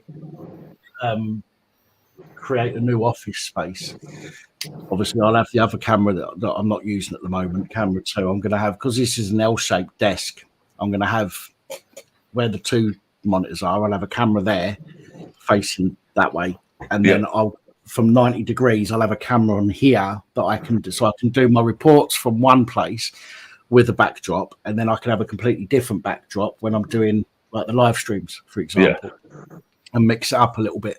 Well, the 2 of the 3 camera setup is actually the best one as well, because you can put on the switcher and you can switch camera angles as you're going on, and it keeps the interest going. You know what I mean? Oh, hello again, Tiff, on the M1, 100 miles to go. Oh, drive carefully. Well, I mean, obviously, you're not driving, but That one's a pain in the arse. you got a mad jock driving, so I'm sure you're sitting there holding on to the FM handle above the door. On Friday near the rush hour traffic. Great. And Tiff won't be able to speak to him because he's probably got his sub going in the boot. Boom, boom, boom. Yeah. You should have heard some of the ones I used to have, mate. Ooh. 7,000 watts RMS in a fucking Ford Focus. It was brilliant. Back in the 80s and the 90s. Well, my boy was about 14 or 15. I'd set him up in a disco rental business. So we had about 40 speakers, different mixers, different everything else like that. And one year we were living in Hampshire, all the shot in Hampshire because I was based in the army, and they we turned around and we lived in the middle of nowhere in the woods. There was no near neighbours at all. And I said, Sam, set it all up. It's your birthday coming up. Set it all up and invite all your mates round. I said, but take £2 off every one of them. I said, because I want you to hire a bouncer. So they got a bouncer on the door. On the door, we had a big, huge yard out the front. So he set all the speakers up and everything else like that. And as I say, we were in Hampshire. And at about 12 o'clock, I got a phone call from Surrey Police saying, could you turn the noise down, please? In the next county. Fucking hell. My Focus, I mean, I built it for sound quality, not volume. Although it had a big system in it, full boot build and everything. But it was literally only last year that I got rid of my GTI off the drive. And I mean, that had a Kenwood and Alpines all the way through it and a 10-inch sub a 12-inch sub in the boot. Yeah. Only sold that last year. Been sat on the drive. My XKR has got a 10-inch sub built into it at factory. Yeah, a lot of modern cars have. Yeah. Heather's son, they've got the Honda Civic, and that's got quite a nice sub actually built in. Yeah. If you don't want that boom, boom, boom, boom, but you want a decent bass, yeah, most cars have got that now. Well, I was going to on the Cosworth. I was going to add as I was talking to you the other day, Roger, I had the 2 15-inch subs in the boot. Yeah. They're 1,000 watt each. I was going to put them against the back seat. This was going to cut a hole in the metal of the back seat. Yeah. And screw them to the back seat. So they went through you, yeah. Yeah, so when it's in the boot, it's all very well. You can still hear it, but you do have a more muffled sound from it because it's in the boot and it can shake the boot lid and whatnot. So I was thinking about screwing them to the back of the seats, the back of the back seats. The only issue with that is if you needed to take the seats down and you've got these big fucking exactly, yeah, out the back, which was a bit of an issue. So I never got round to doing it. But that was one of the see in Discord, Dan Rev sent you happy birthday wishes? No, I haven't. Texture, tight ass. Taria Teal has as well. Just had an alert from. My claim is Murphy. I've got a car. I still got it now. I went to. Do you remember Birmingham? They used to do the Max Power show. Yeah. Yeah. I went up there for the sound competition. I got banned straight away for health and safety. True story. Because I got my stuff in America. It's called Earthquake, San Francisco. Yeah. And I could put it in a petrol station, and you can't hear it, but the display on the petrol station, the LCD would change. But it's still the same amount of money at the cash checkout. But it fucking hurts. It makes you feel sick. I've got people sat in the car and you can't really hear it, you just feel it. And the car's vibrating like fuck and then you spew. I like that guy that drives around America in a semi with a full rig in the back because everybody's looking around where it's coming from. They don't realise there's this bloody great big 40-ton truck there with this rig in the back of it. I mean, we used to do it with a truck horn. I had an old Vauxhall Viva that we fitted a truck horn under the boot, like under the bonnet, like a train horn type thing. Yeah. And you used to sit like outside the bus stop at the traffic lights in Abingdon, the local town, and you just let rip with this thing, and you could see these people leap across the path like that were queuing for the buses. Fucking hilarious it used to be. The same Roger, he's only up the road from literally a 15, 20, no, that 20-minute, 25-minute drive from me. And that's on those fucking back roads. Yeah. I used to like driving that road for all along across to Swindon because I used to love that little cottage set back in the trees. Oh, yeah, I know which one. By the speed camera. Yeah, I used to call it the Ansel and Gretel cottage because it was painted yellow with the thatched roof set in the trees. Yeah, beautiful, isn't it? Yeah. And out that way as well, Pusey, that's where I used to get me fishing rods hand built originally. Did you ever go to the Pusey? Did you ever go to the Pusey Carnival? Yep. Fucking brilliant, wasn't it? There's an embankment. There's some friends down there, and they're right on the road. There's an embankment, but they're a bit hooray Henrys. And we it's a very elite area. Yeah, and we used to get sent down there and get all the top of the range alcohol, food. Help yourself, darlings. The worst thing you can ever do there is walk in the pub and call it pussy. Oh, because that is exactly how it's spelled, P-U-S-S-E-Y, but it's actually pronounced Pusey. But everybody used to call it pussy, and the locals hate it. I know all around that area and Watchfield as well, where the big festival went off that time back in the 70s. During the hot summer, wasn't it? 76. It was if running around naked and everything. Yeah, I remember that. Well, I was only 10 then. Yeah, I can remember that one at Watchfield. Come on, lads, get on the bikes. Where are we going? Oh, we're going to oogle some tits. Where are we going? The hippie festival. Once they got them there, they had a brilliant time. That'll be the acid. And the titties. Oh, I always remember that, the Watchfield Festival, because we said it was the British version of Woodstock. Woodstock, that's right. Don't get the mushrooms. Back then, it was mainly the weed, wasn't it? Weed and tabs. There weren't too many of these man-made shit around then. Yeah, there was some mushrooms about, but it was if you could trust the fuckers that were there with them. Yeah, good old days. But I mean, my range from that area went right across from sort of Berkshire, Wiltshire, Oxfordshire, down into Hampshire a bit. Yeah, I mean, that's my kind of areas, stomping areas, stuff like that. Yeah. I used to go into Oxford now and again, but that was only when we felt like getting into a fight and getting arrested. Yeah, it's always been troublesome, isn't it? It's always fighting outside the clubs there. Yeah. Oxford is absolutely fucking terrible. Matt, the only time I've seen Hawkwind was at Cricket St. Thomas down in Somerset, actually, down your way, mate. There was a big motorcycle action group down there. We had a big rally at the safari park on their grounds down there. And it always sticks out because it absolutely pissed down all weekend. And while Hawkwind were on the stage, everybody was moving away from the front and they just kept going. But what we could see sat at the back was this big bulge appearing in this like dome stage cover. And it did have the expected result about 20 minutes later when the strappings gave way. And the stage just went, boom, that was it. Yeah, I always remember that Hawkwind. That was, fuck me. Again, that must have been end of the 70s, early 80s. Yeah, it must have been because that was the first time I entered a bike and the bike show was down there. Yeah. Cricket St. Thomas. What was the name? There was a little village up the road and they had one of these proper cider farms there.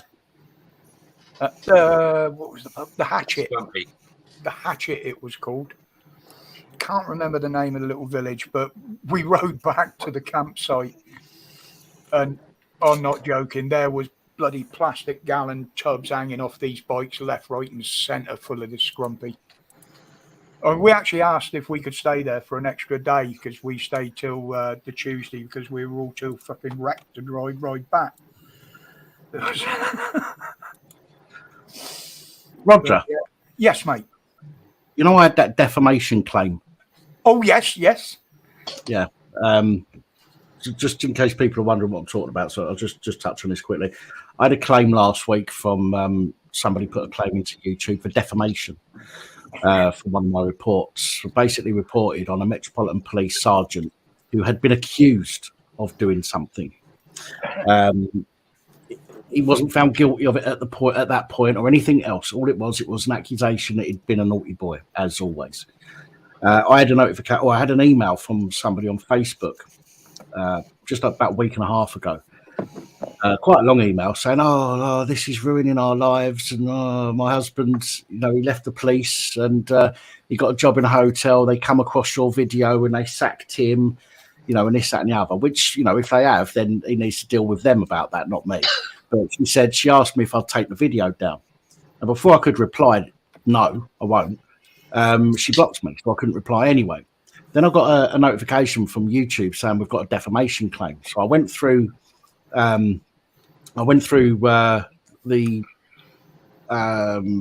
law on defamation, and I gave YouTube the sections of the law that cover defamation, and I said, look, this is not defamation. What I have done is I've reported an allegation against somebody.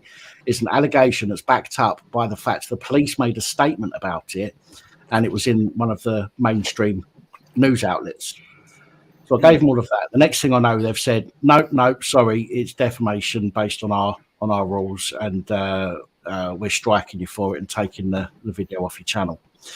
Well, I've just noticed that it's not been taken down. It's been. You know what happens when they don't want your stuff being watched in a certain country? They geographically restricted. Geographically restricted.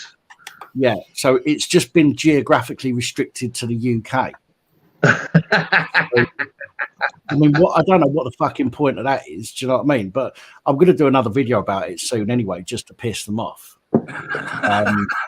She's obviously what she's done. She's contacted them and said, look, my husband. Same thing that she said to you. My husband had a job in a hotel and lost it, and all of that. And it's doing that. So what they've done is they've restricted it so it can't be watched in the UK. Yeah. Well, Glenn had it a while back, didn't he? They had a discussion on the Russian-Ukraine war on a live one night, and all of a sudden he's like, "I've been restricted." They actually restricted his videos in Russia. Yeah, I have some proof of that. I find out. Well, I'm not saying lying, or it's no, they do make Tyrant Finder at it. You'd think it'd be more likely to restrict it here rather than in Russia. But then again, you just put a VPN on, so people in Russia can still see it anyway. Tyrant Finder had it when he was covering the truckers' protest in Canada, because we were both not involved in it, but we talked to the guys regular and put out stories from over there. And his was restricted to everywhere bar the UK. Well, I've not had a chance this week. I need to contact Metropolitan Police and get a statement about that report that I did that's been restricted. And if I get a statement from them directly, they give that statement to me, then it can't be defamation, because all I'll be doing is repeating what the police have told me directly, which is all I've done last time anyway. But it's fucking ridiculous. Fucking if somebody's got sacked with a video of an allegation, then what they need to do is take the business that sacked them to court, not fucking bitch at me. Because that's it was only an allegation, and he got found not guilty. Well, it's not been found not guilty yet. There's no information on it at the moment about what actually happened. So right. I assumed that because he was working in a hotel, he's actually left the police force and is. He did leave them due to the allegation. He left. Right. Why would you leave if it's just an allegation that's not true? Yeah, if you're not guilty. But apparently, it's not gone anywhere yet. It's not been dealt with yet. Apparently, I've not found anything anywhere, court cases or anything like that. Just an empty threat. That's all that was. So I need to get in touch with the police and ask for a statement on that situation. But I will name. They didn't put a strike. They just restricted it in the UK. Yeah. Well, they said they're going to strike me, and they actually told me that it's a strike, community standard strike or something, for defaming somebody. And community guidelines strike, maybe. But I've not had the strike. They put the strike on, but then they took it off. Okay, I suppose after my little term with Boris tomorrow, I'll probably have a strike as well. No one cares about that scruffy head twat. Boris and the Dean, and his dog Walker, who's got into the House of Lords. Walk my dog. Why? I'll make you like pigtails. Okay. Imagine that. Yeah, it's that. Yeah, but they did that with my video when they pulled me down. They said I gave out misinformation. But what I'd actually done was give out perfectly viable information from the Scottish Health Service. But it was the way I put it out, not the content. Yeah. I put a link to a link, not direct to that document. Oh, got you. That gave them the leeway to say, no, misinformation, because you've gone through a third party with it. And that was the reason they pulled me down that time. They called it misinformation, but it actually wasn't. And I've since publicised that information and not had any problems with it at all. Because it was direct link, not the person's Yeah, opinion. as I said, I put the direct link to it, and it was fine. But I posted the original on BitChute anyway, just to fuck them.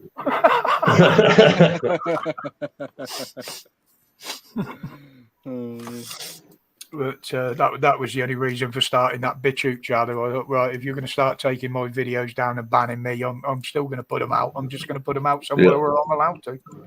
Yeah, I've created a rumble. Not as bad now, mine. BitChute are as bad as YouTube now for censorship. Like they backtracked. They backtracked the other day. Yeah. They've been going that way, censoring a lot. Someone got in touch with me through my channel and said there was an actual warning on one. They hadn't done anything other than sort of tell me I was getting close to the limit. And it was one that I posted, a year and a half ago. Well, all the big YouTubers were turning around and warning them that they were going to get fucked if they carried on with this, and that they were going to leave and everything else. So they actually backed down. They backed down on Wednesday, I think it was. Oh, I might have to look into that then, because They got told to behave themselves, and they just turned around and went, "Yeah, fuck you," you know. The thing is, it's a harder platform to use, but I was getting more views than that over there. I mean, I was putting a video up, and by the time I always watch my video through once I've posted to look for anomalies in editing and shit like that I haven't noticed. And while I was watching a 10-minute video through, I had over 90 watches. Bloody hell. In 10 minutes. Now, on here, I'd be lucky to get that in a week. Yeah. You know what I mean? But it's because it was such a hard platform to use, I just preferred YouTube for ease of use. Are you still there? I've just seen one of your comments from a little while ago that says, Matt, I got a little acorn I'm hugging. I thought it said, Matt, I've got a little acorn I'm hugging. That's what Sorry. I genuinely looked at it and I thought that said, I've got a little acorn I'm hugging. Sorry. Well, you've seen some of the conversations me and her have on Facebook. It gets hilarious at times. Well, one of the things I did in all my houses in the UK, because I was in the industry, I used to put split AC into the living room and into the bedrooms. I love my little acorn. I bought an acorn as well. DJ Sonic loves his little acorn. Yeah, but he's still got the little fairy cap on it. And he's not even here to be able to respond as well. He's too busy driving. Well, I often wondered, they say from little acorn, big oak grows. Is that where the Mighty oaks grow, yeah. wood comes from? I think with YouTube comments, I think you should be able to react to individual comments like you do on Facebook. Yeah. I think they should do that. And then the more interaction a comment gets, the higher up it shows on the comments list. And I think that would encourage people to get involved more and leave better comments. Well, yeah. I mean, yeah, I keep forgetting that I can do that. I forgot all about that. I learned how to do it last time, and I totally forgot all about it. But it's all little steps for me. It has to work into the memory how to do things. I still haven't managed to get my little magic soundbox wired up properly to this computer yet, but that'll. My name is Richard, and I'm sitting in the corner. Yeah, I know you lot have got them.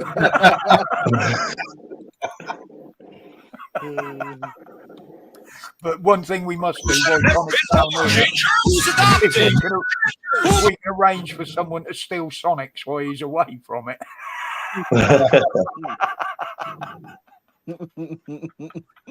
I have got another one on here I've not used yet. You are the weakest link.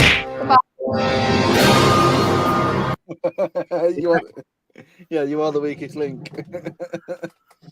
I dare say I could do that if I could find some clips and put them up there. But yeah, I've got some like that.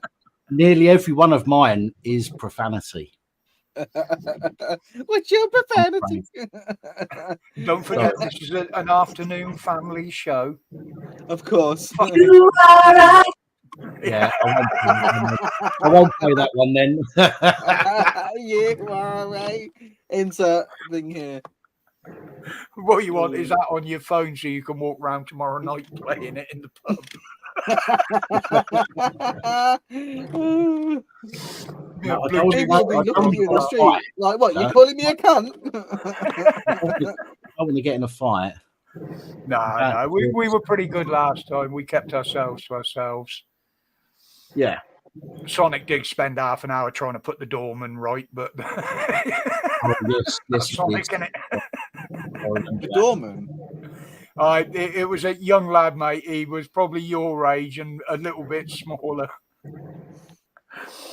Of course, me being a 30-year standing doorman, I was just chatting to him, and Sonic come in and told him everything he was doing wrong. Yeah. This is what you should do. You get me in a headlock like this, and you do that, and you twist your head. This poor young lad, he looked at us and thought, "Fucking hell! If these kick off, I'm running." Oh, it was hilarious. But no, if we have half as good a time as we had last year, it's going to be a good night. Well, yeah, I enjoyed last year. Looking forward to this year. And do you know the nice thing was that nobody, now everybody's got their own personal issues and their own personal little things going on. And we didn't talk about anything like that once all the time we were in the pub. No, we didn't. I don't even think we spoke about YouTube at all, really, did we? Nope. You know, bearing in mind it was the first time for some of us that we'd met each other, you know, and what. Yeah, I like you, man. You were getting to know the people in person, and we didn't speak about anything like that. Hey Dan, so one sec, Jack. Sorry, we will be doing probably one or two short live streams from the pub. Anyway, tomorrow. Don't worry, wee one. You know what we're like. Anything that happens, we've always got evidence. I might be too drunk, later on in the evening to work my phone properly to live stream. But when we get back to, or some of us will be coming back to mine anyway, and probably come in the office, and it's a bit easier to run a live stream from in here than it is to run it off the phone when I'm drunk. So. Plus, you got multiple choice if there's more people. Should be good fun. I'll look out for it. I'll keep an eye out for it. You know? Oh, it could be any time. Believe me. Well, Saturday's my busy day anyway because I teach English in the morning. I teach English for free to kids that can't afford to have an English teacher, so they get me. And my handle is Bad Teacher because I sit there with cigarettes and a beer and I actually teach them while I'm smoking and drinking, and I give them hell. You know, so I do that in the morning, and then I've got to do some quick records, and then I'll go live at 2 p.m., which is 11 a.m. your time. What kind of English do you teach them with a fag and a beer in your hand? Do you go Bad teaching? That's why my handle is Bad Teacher. So when somebody approaches you in the street, you say, "Fuck off, you cunt," or "I'll fucking nut ya." Repeat after me. "Fuck off, you cunt," or "I'll nut ya." No, no. We have to actually translate that. So it's, "Excuse me, you person. If you don't go away, I'm going to have to resort to extreme violence, my friend." No,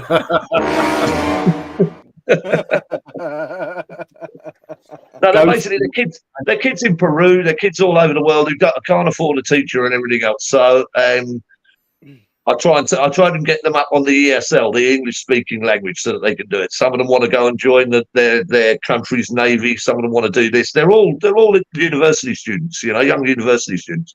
So they come on to me and they try their best to try and understand me, because I don't make any. I don't slow my words down. I don't talk. I said, look, you're going to have to deal with people that speak quickly, like myself. I said, so I can't give you any. I'm not going to slow my words down. I'm not going to do this, not going to do that. And, you know, and they have to just keep up with it. I've got about 300 students on a Saturday morning. Could you imagine me trying to teach them English? Here, come here, my dear. I got something to say. Yeah. The funniest thing I ever saw. I went out to Kazakhstan and went to the canteen one day to actually turn around, and all these Kazakh girls were there, but the chef was Scottish. So if you said, "Oh, could I have this?" they'd all reply to you in a Scottish accent.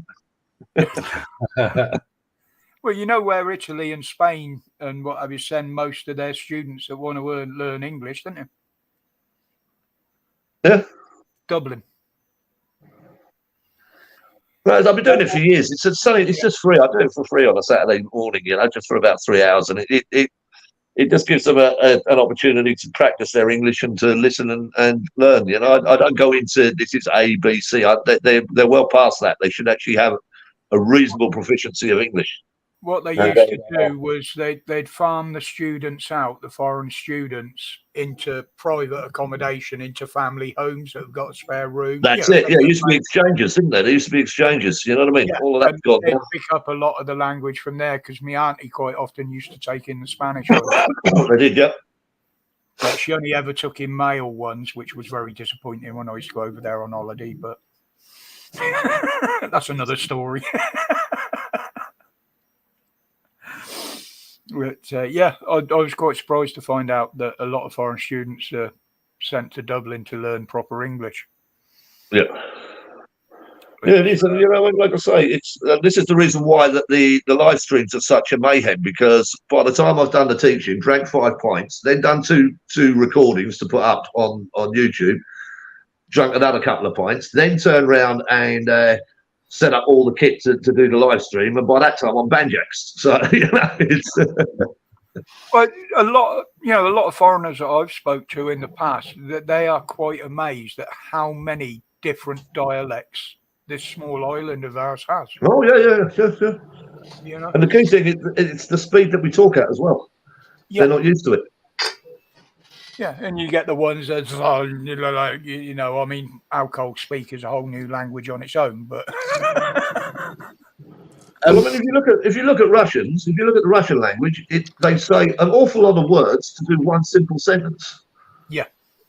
You know, they're actually talking very slowly, but they're saying a lot of words to actually talk that slow sentence. You know what I mean? It's crazy. Well, it's like the Chinese and the Japanese, and they seem to have the same word for everything. Yeah. And Thai as well. You can have the same word in Thai, but it's how you actually enunciate it, how you actually, you know, like that, and it means a different thing each time. Well, if you was an Inuit, you'd have about 60 different words for snow. Yeah. Yes. Can I just point out, you've all probably heard that Boris Johnson's now a new columnist at the Daily Mail, yeah? I hadn't heard that. No, it's been announced. I think he's on the Daily Mail now. But but the reason being is the editor of the Daily Mail, didn't he try and put him in as the head of the BBC or something? I'm not sure. I think he tried to get the editor of the Daily Mail into some high position, and so now they're just paying him back. There you go. You can be a columnist. Well, the reason I brought that up is because I've just had a notification from the Daily Mail online. Boris Johnson. I tried a miracle weight loss drug to cure my 11:30 p.m. cheddar and chorizo raids. Here's how it went. I mean, if that's his first fucking column, I think, well, you know, start as you mean to go on. I mean, let's talk about how I lost weight and stopped eating fucking cheese. It should be right for Woman's Own, shouldn't he? What a penis. Are they going to make him comb his hair? What a fucking idiot. Well, he's got to have a job now if they take his parliamentary allowance away from him, hasn't he? So that's 100 grand a year. He'd be Well, down if they he gets blocked him on parliamentary privilege. Again, this is only an advisory, so we won't know until Monday when they take the vote. But what is interesting is the Conservatives have only given a one-line whip, which means that there's going to be a lot of abstaining. Yeah. Yeah. I haven't watched a lot of the House this week because they've just been, it's basically bitching and backstabbing. That's all that's been going on in there. They're not actually achieving anything. But, yeah, it's crazy. It is crazy. But, you know, the people they're giving peerships to and shit like that, and that it's ridiculous. Walker and the hairdresser. Stupid fucking Archbishop of Canterbury. Oh, let's make Floyd George a fucking saint. Yeah, I know. Yeah, I know. Oh, for fuck's sake! Don't annoy me. It reminds me of the way some YouTube channels are run, Roger.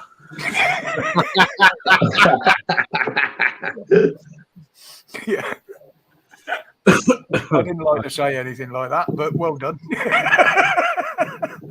No, I mean, that is just absolutely fucking stupid. You know, you might as well go and grab a fucking criminal out of prison and canonise him.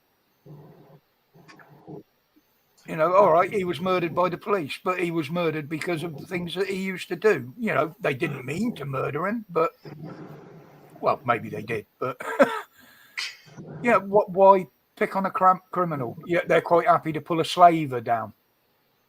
You know, it's, the world's gone fucking crazy, man. It really has. How long before they let a prisoner out to run for fucking parliament? Oh, well, and they're letting Colin Pitchfork out. He's no problem at all. He's no harm to the community. They let him out 2 years ago, and he was dragged back in for approaching people that he shouldn't have been approaching. And now, oh no, 2 years later, no, he's fixed now. No problem. We can let him out again. Well, that guy that's running against Khan next time for London, he's picking up a lot of support. Which one is that? I can't remember what his name is now, but when the election comes up for the next mayor of London, he's going up against him, and he's already got more followers than Khan has. There was one young lad. There was one young lad, black lad, I think, and he was getting lots of support, but he got deselected by the Conservative Party. Oh yeah, he had a criminal record for. Oh, was that what it was? Was it? Oh, right. Yeah. Khan won't make it again. He can't. Not a chance. Not a chance. No. Well, if you look at the demographic of London, he's got a very bloody good chance. Yeah, no, I don't see. I know what you're saying, but I don't. I think there'll be too much fucking uproar. Yeah, from people. I do. I don't think. Even some of his own creed, I'll call them now, have turned against him and said, no, he started out looking after us, and now he's persecuting us. Yeah. Yeah, but this is the thing. He was looking after anyone apart from himself. And that's what people fail to remember. Well, he's got Napoleon syndrome. All these little 5-footers have got Napoleon syndrome, for Christ's sake. You know? Yeah. Telling people they shouldn't drive around in their cars because of pollution. And he drives around with an 8 fucking car convoy of Range Rovers. Well, what did he say last week? He said last week, no, we need more immigration into London and into the area because it's good and it's vibrant for the country. And then when the government said we're going to put a barge in the London docks, he went, no, you can't have a barge in the London docks. We're not having them in London. Yeah. I mean, there was a bit of a security issue because where they wanted to put it was by London Airport, London City Airport. But they'd said, we can keep it separate from that. It's not a security issue. And he just turned around and said, I don't want them in. Why is there a security issue when they're all so peaceful? Yeah. Yeah. Put them next to there. They've got their next range of their employees for baggage carrying and shit, and they'll be late for work in the morning. But there again, not saying it should happen, but it should be easier for some activists to go along and cut the moorings, isn't it? So you can guarantee there's going to be security around them. And when I say it, you think about the extra money that's being spent on stuff like that. Yeah, you know, those boats are costing millions, and all they can fit in them is 500. So that's one weekend's influx. And then you look at who actually owns those security companies that are doing all the security. Yes. Yeah. the same people that own Serco. Yep. Yeah. Yeah, there is a lot of information like that out there. Some are spreading, false information about it. But if you actually research who owns these companies and who's financing them and what have you, it's shocking. There are so many of the elites have got their feet under the tables in these companies. Yeah, well, I mean, look, you only look at the recent incident and the amount of money that was stolen from the British people for crap PPE. You know what I mean? It's they were caught with their hands in the cookie jar. That's why Baroness Moyne is not in the country at the moment. She's staying abroad. The top courts in this country have investigated it. They've had a case. They said, yes, there was illegal dealings. There was fraud. There was insider trading and shit like that. They've admitted that. They put it out there. Yes, it has been found. This is true. Why haven't they arrested anybody for it? Well, the Office of Budget Responsibility turned around and said there was something like £21 billion worth of fraud during the whole process. Yeah. So some of it was people claiming the assistance and extra Yep. assistance and that. But the majority of it, the biggest portion, went to them dodgy deals on the PPE. Yeah. Yeah, well, I found some of them companies. I've done a video on it. I found some of them companies that were what's the word? What's the word where it's not actually trading? Oh, it's £100 company. We call them £100 company, where they just register the company at company's house, but don't actually have a trading address. They have a trading address, but don't do anything. Ghost. Yeah, so they look like an existing trading company when they're not. At least one of them was dormant. That's the one, dormant. At least one of them was a dormant company, had never traded. There was no accounts filed for the company, and then they got something like £15 million or something. And there was others that had nothing to do with PPE whatsoever. It was far from PPE as you could possibly get. Suddenly, get millions and millions of pounds. That's the word. Yeah, we once put it shell companies. But I mean, I remember listening to a guy who already had a contract supplying PPE to the NHS, and he couldn't get a look in. Yeah. All the others were substandard, and he'd been supplying the NHS for years. He'd been supplying the NHS for years with the PPE. He had everything set up, everything done. He could have just upped the orders and got them in quick. No. And he said, he was going to the government and saying, look, I already supply you. No, we've already made arrangements. Yeah, it's because he would have done things properly and he wouldn't have given half the money back to the person who fucking got in the contract. That's exactly, you know what I mean? It was like the Chinese stuff. They know all the big businessmen over there because they're connected. Then they got billions of pounds worth of orders and sent substandard stuff. Yep. What makes me laugh never used them, but the NHS and the government hadn't used them companies before because they supplied substandard gear. Yeah. It makes you laugh how they send all that money over for PPE to the country that fucking started it all. Well, not started it, but involved in it all. Yes, Moore. Everything around that sort of dealing was a con. You've only got to look at Baroness Moan. Yeah. She passed money through herself to her husband, to one of his partners, and into another company. 29 million. And between all the dealings, nothing was supplied, and the money just disappeared. Yeah. But that's the reason why she's living abroad now. But a lot of people seem to have forgotten about this, because of everything else that's being brought up. All this has been pushed to the back. You'd think billions of pounds going missing would be a bigger issue than Boris lying. Yeah. But apparently not, Yeah. Boris having a birthday cake, for God's sake. You know what I mean? Come on. I don't give a shit what they done behind closed doors because most of us out here have ignored all the fucking rules anyway. So, those that got caught got fined. He got caught. He paid the fine. It was a criminal offence. Why bring it all up now? You see, the thing is, another thing as well, he's actually been physically caught lying to Parliament, and I think that's a treasonable offence. Yes. I think it comes under the treason laws. Why do you think they shouted and voted down the new treason laws that Suella Braverman wanted to bring in? Yeah. Why do you think that got defeated in the House bloody quick? It didn't even get past the second reading.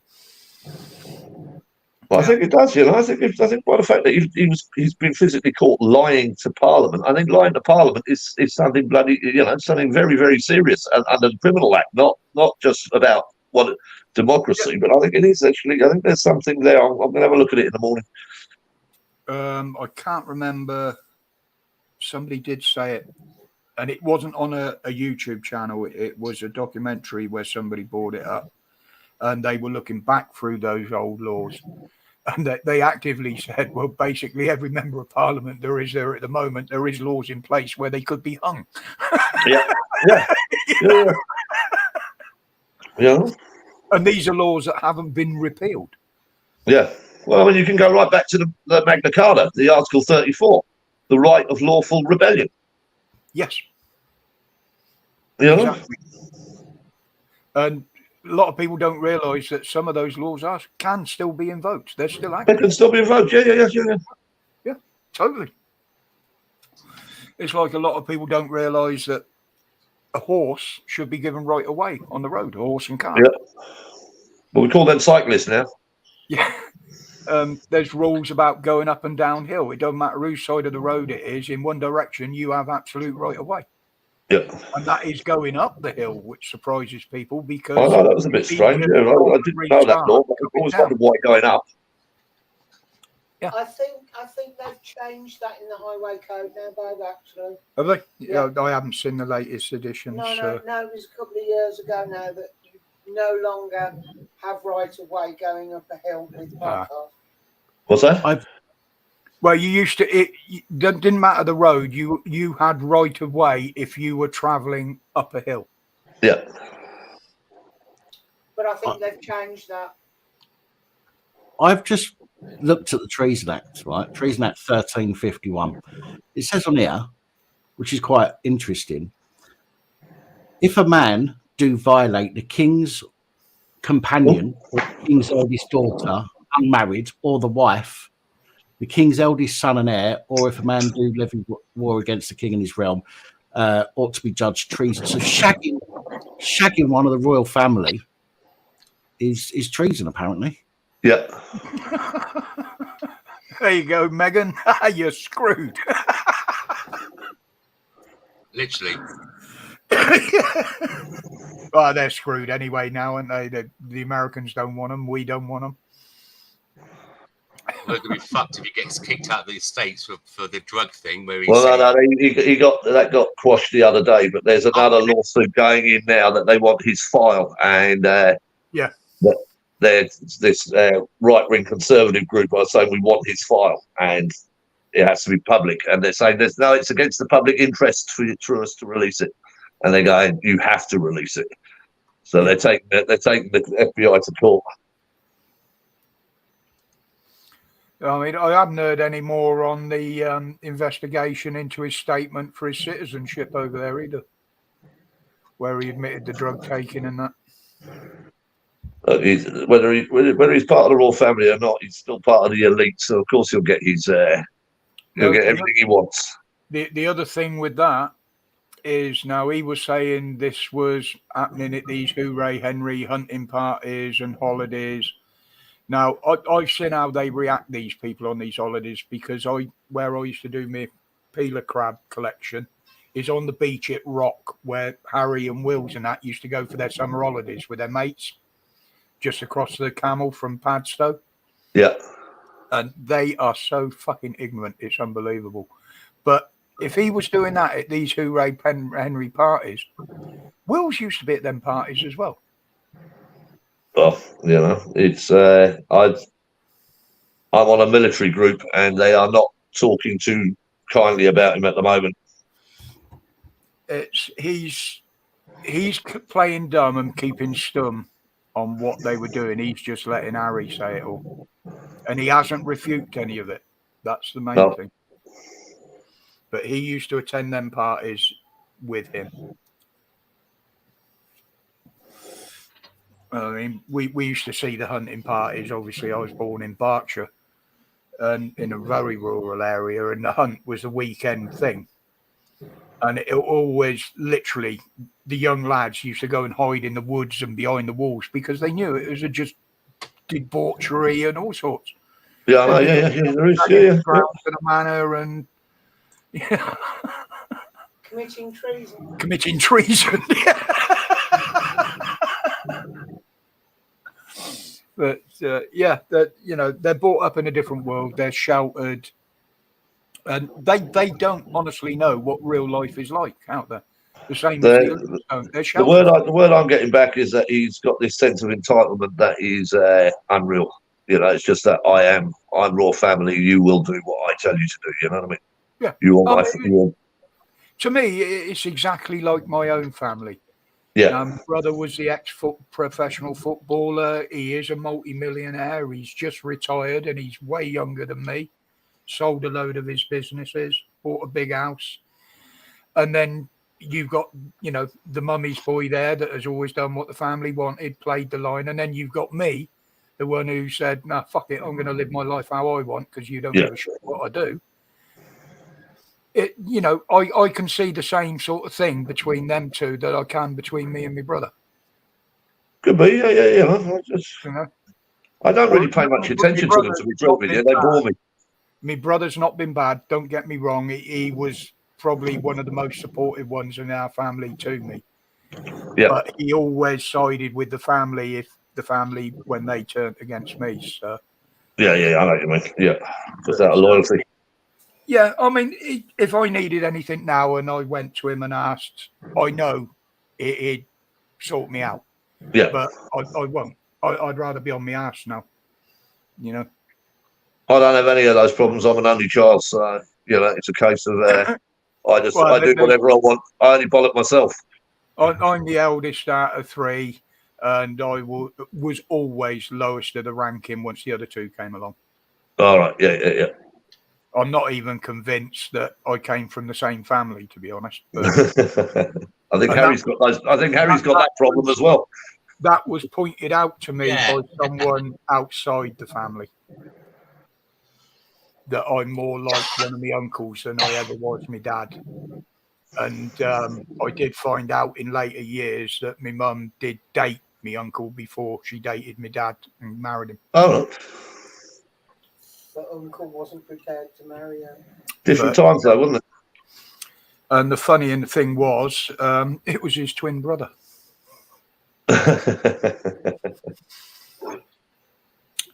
Yeah. It's I didn't find that out until a lot later on in life. One of them let it slip. Roger the Rotten Rebel. Absolutely moved.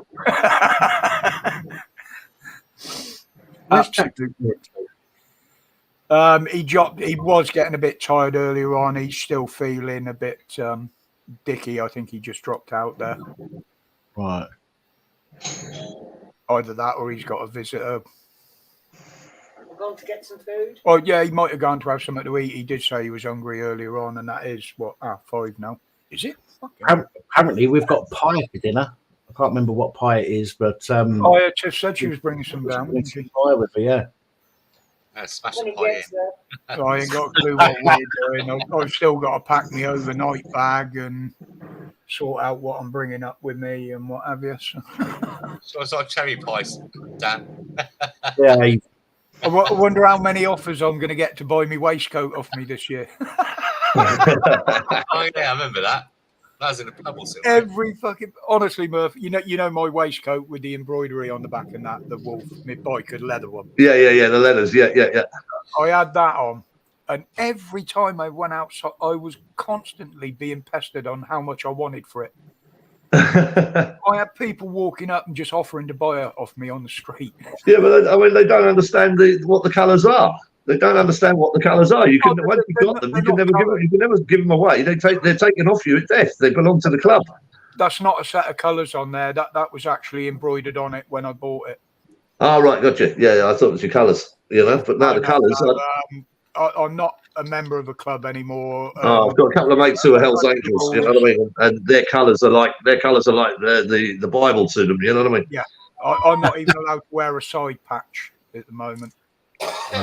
You knew I was responding to your question there, wee one. That was good. I do have a new T-shirt for this year. Yeah. One that's not been seen yet by anybody on YouTube. Well, a couple of Roger's seen it, I think, and some of the others have, but majority of people haven't. So, yeah, I will be wearing another, hopefully, amusing T-shirt. Well, you'll know if I have an amusing night tonight, because if I don't sleep again, I'll probably be wearing the same as I am now when I turn up. Well, I will put jeans on rather than my leggings. T-shirt, cycle shorts. Oh God, no! Actually, that could be quite a giggle because I've still got quite a long pair of Lycra ones from me downhill, which have got all the pads on. No. They're sewn in, and when you wear them underneath a tighter pair of trousers or something, they look like bulging muscles. But with a camel toe. No, I'm not just. I wouldn't just walk out with them in public. I've never worn Come on, them. there's only one bulging muscle a man needs to worry about in his trousers. Yeah, but they distort it because you got the crutch pad in them as well. They're all sewn in. No, I always wore shorts or me racing trousers over the top of them. I'd never wear them on their own. I knew that was coming because I mentioned push bikes and cycle shorts, Lycra.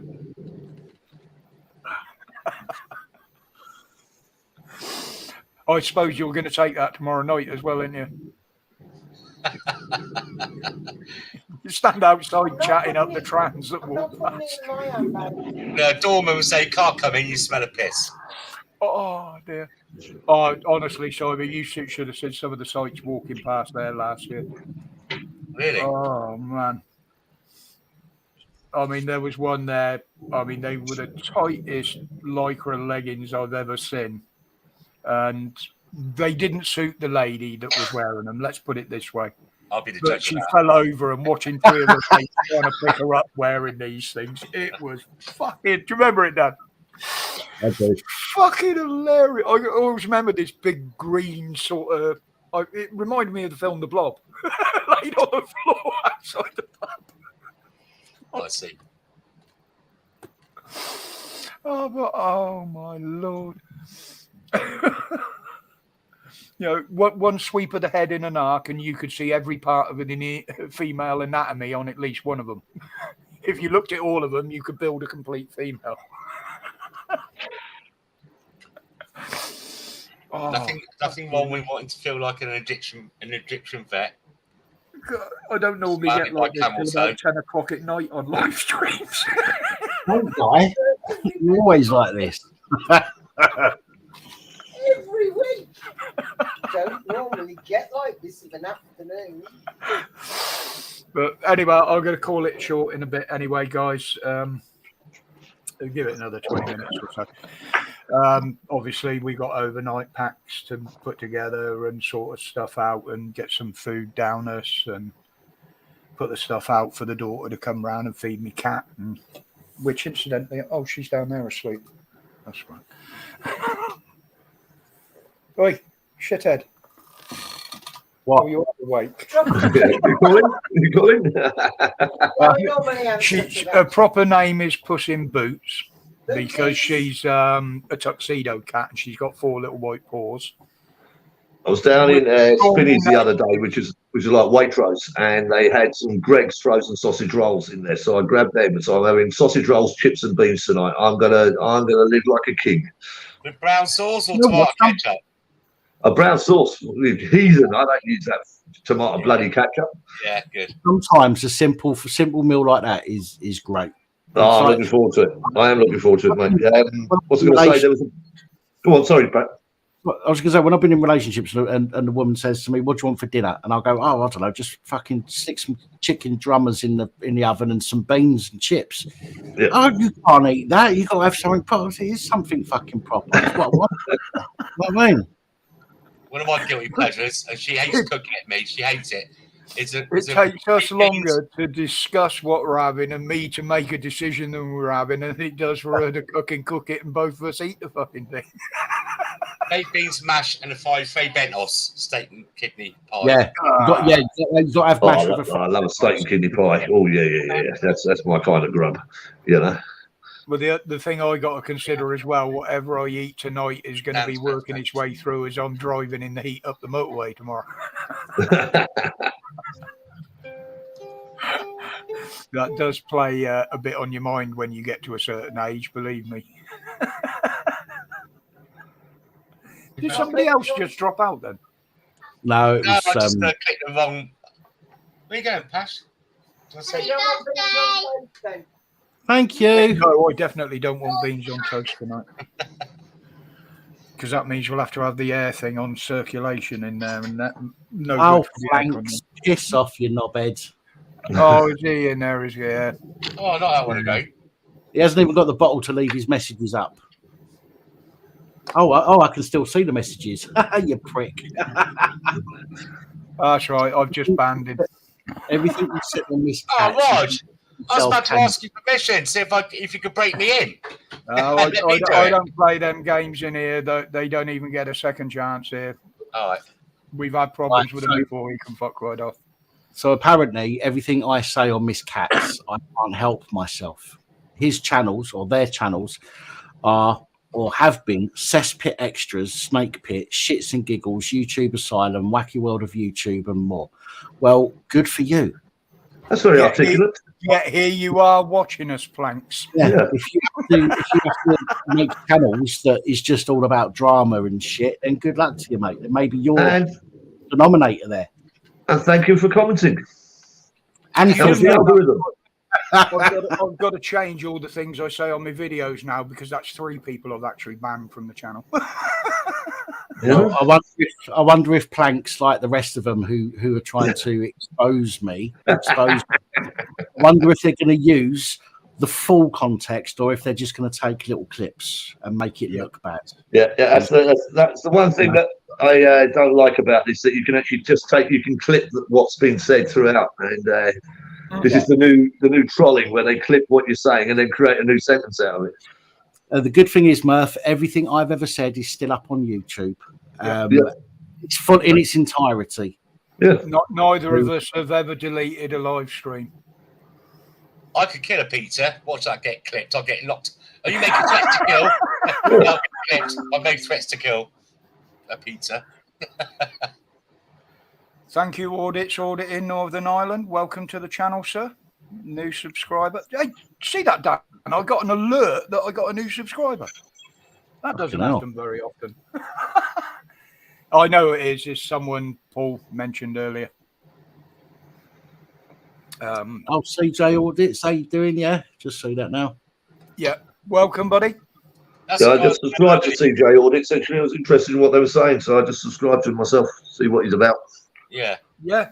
Paul was very complimentary. I think it'd be a bit more interesting in Northern Ireland, you know, because the police are a little bit more physical over there. So I don't think it's quite like the boys that they're doing over here. You know what I mean? It's more paramilitary in Northern Ireland than it is. The guys on the streets, they're way more corrupt even than the Met. You know, so anyone doing all this in Northern Ireland is a brave man. You know. and the worst bit is most of the fuckers carry guns over there. That's it. Yep. Philip Dyer, that's a good one. Have you heard of Philip Dyer? He's an auditor over there. He's going to all the protests about the refugees taking all the houses out. And another one called Derek Blythe. Brilliant. He's like an Irish, I shouldn't say an Irish Tommy Robinson. He's standing up for the people, you know? Yeah. He's a nice guy. And reports about all the crimes that are going on over there. They hate the Ukrainians over there. Apparently the Ukrainians have been right nasty bastards to people over there. Bullying kids at school and stuff, but they're still covering up all the evidence over that kid that was found naked that time, weren't they? Yeah. They wouldn't even release to the family what had happened. And Bear Britain, welcome. We're not going to be going much longer, but welcome. Oh, he's a good one as well. Bear Britain Audits. Yeah. Right,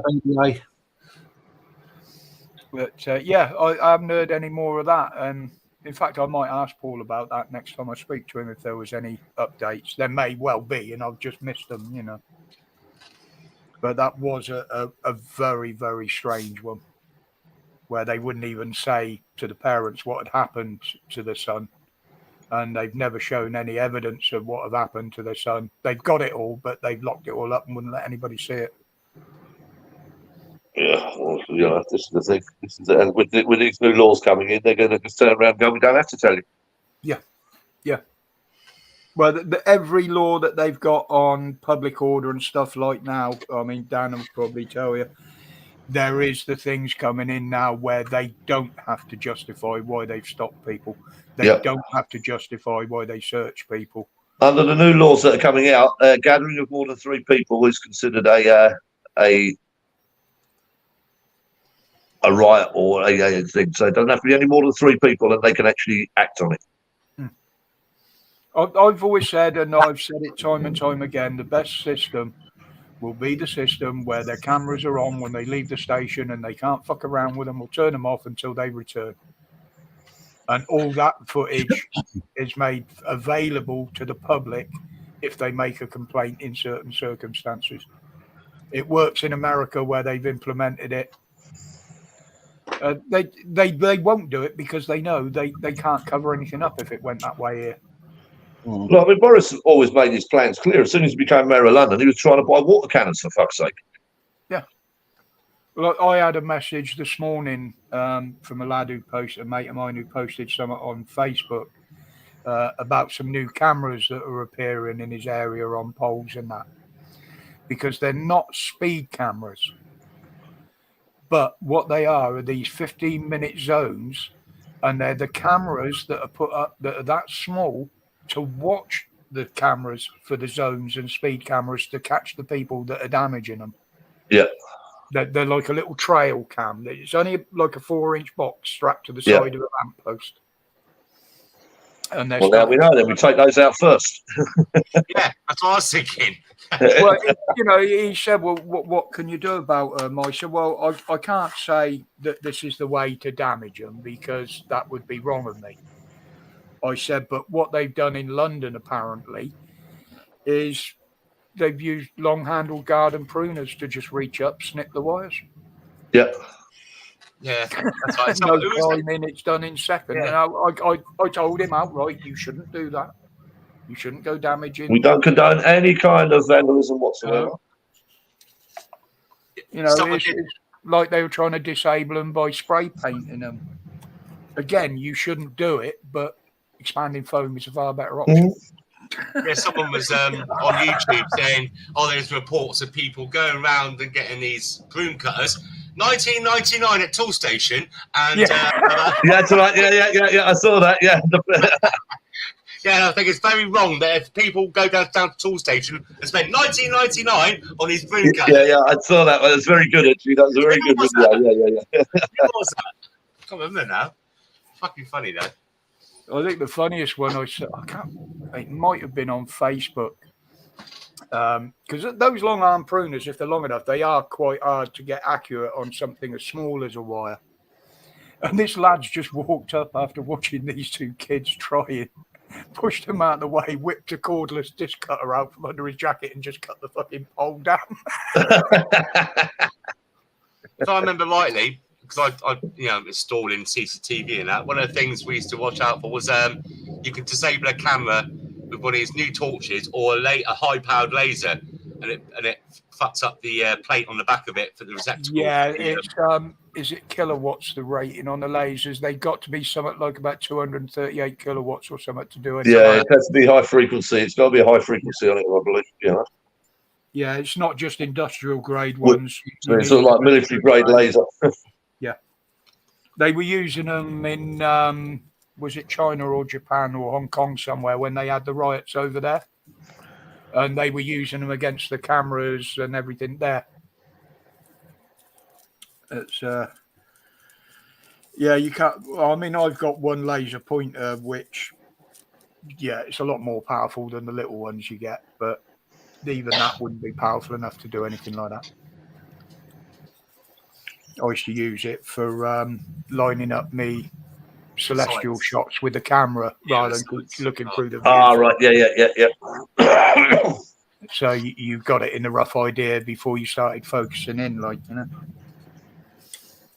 And it does help winding the cat up as well, keeping her amused. I've got Boys in Air toys. I like to get I got a True Night T42. It's got a 5-mile range on it. Have you seen those flashlights? Yeah, with the focusable beam. No, this is this one's not focusable. It's just a fucking beast. It's like when you put it up, it looks like 1939. You know, looking for the bombers coming over fucking London when you point it up in the sky. It's honestly True Night, THRU Night, NITE, T42. I think it is the model. I've got it. I can see it now. That's like when me and Heather are fishing. When we do the night fishing, we both got some real powerful headlights. Yeah. For fishing, you get the pair of us on there back to back. If we turn around, we look like a fucking lighthouse on the end of the jet. Well, I've got the Sony FX3, which has got a 12 megapixel lens sensor on it. Yeah. And if you combine that with a 14mm Sigma, which I've just ordered, you've basically got night vision. That's how good the sensor is on it. You can actually physically see at night. It can be pitch black and you will see. Really? Absolutely amazing. Well, even on your mobile phone cameras, if you take the back off carefully and remove the IR filter in there, yeah, you can effectively turn that into a night vision on your phone. Well, I know a few boys who've actually turned their cameras over to infrared. They're just pure infrared cameras now, and they combine it. And the new Sigma 14mm is an absolute brilliant lens. It's a wide-angle brilliant lens, and it picks up every spectrum of light going.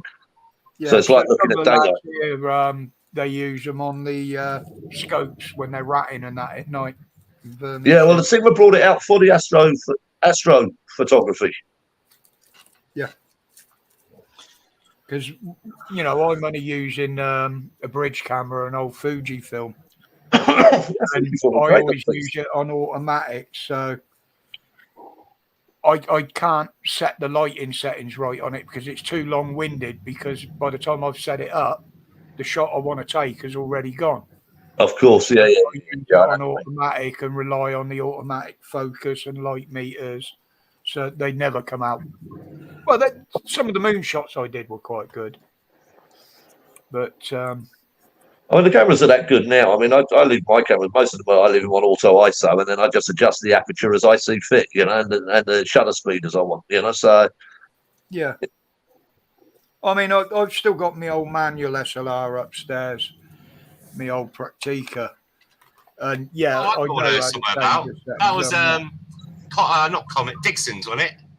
Yeah, I got it's either the MTL3 or the MTL5 because I used to use it for the motor racing photography. Yeah. I got into it because I used to work for Dixon's. I had a Saturday job working for Dixon selling cameras. They're wicked, weren't they, Dixon's? It was all right. Just some information for you, Roger. Yeah. I've just been looking for those channels mentioned earlier by Plank. And do you know what? Not a single one. Some of them I can't even find. So I think he's made some of them up. Some of them are there, or some of them do have that name, but there isn't a single channel with any of those names that's got more than a couple of thousand subscribers on. In fact, the only one that I can find that I can definitely put to him has only got 2.4 thousand subscribers. Oh, they got more than me. Good luck to them. So yeah, and it's just one of those. It's just a platform for slagging people off. That's all it is. Yeah, and that's why I keep it out of here. I won't even entertain it. Yeah. You know, so, to be honest, I didn't spot that because I wasn't watching the chat. So yeah, no. There's only one thing I've got to say to Planks, and I've been no, wrong one. You are a cunt.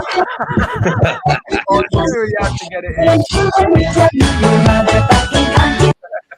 So yeah, just needed to get that out there. But, I was a bit distorted. You want to tune it a little bit better.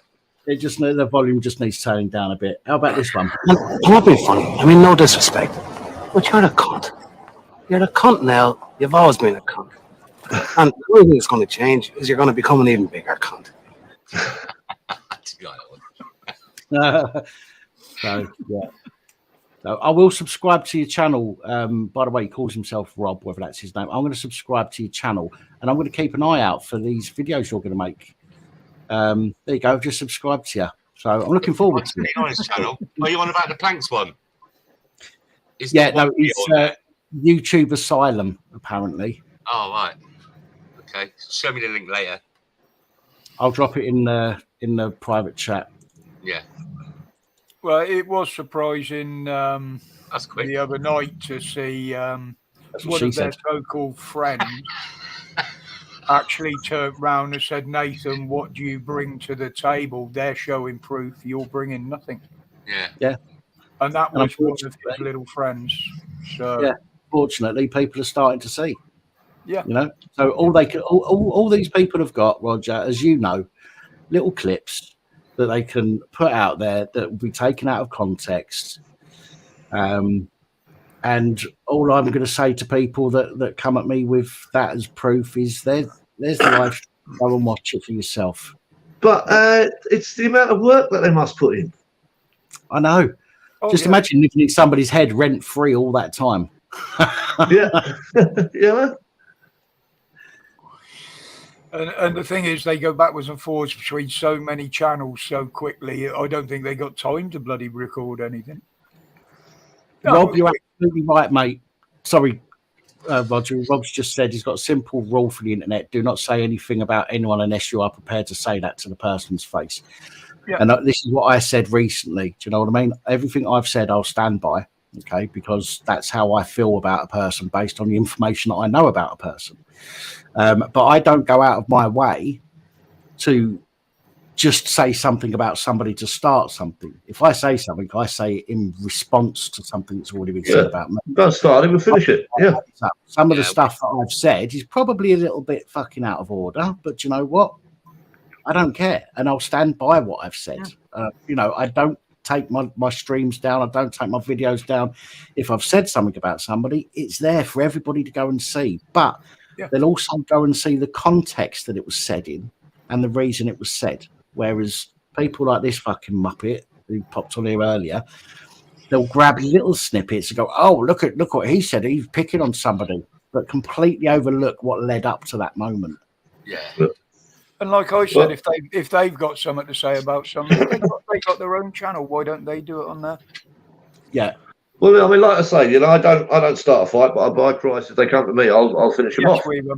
But I can't turn around if you're going to work on that adage of you don't say something that you can't say to your face. I live and work in Dubai.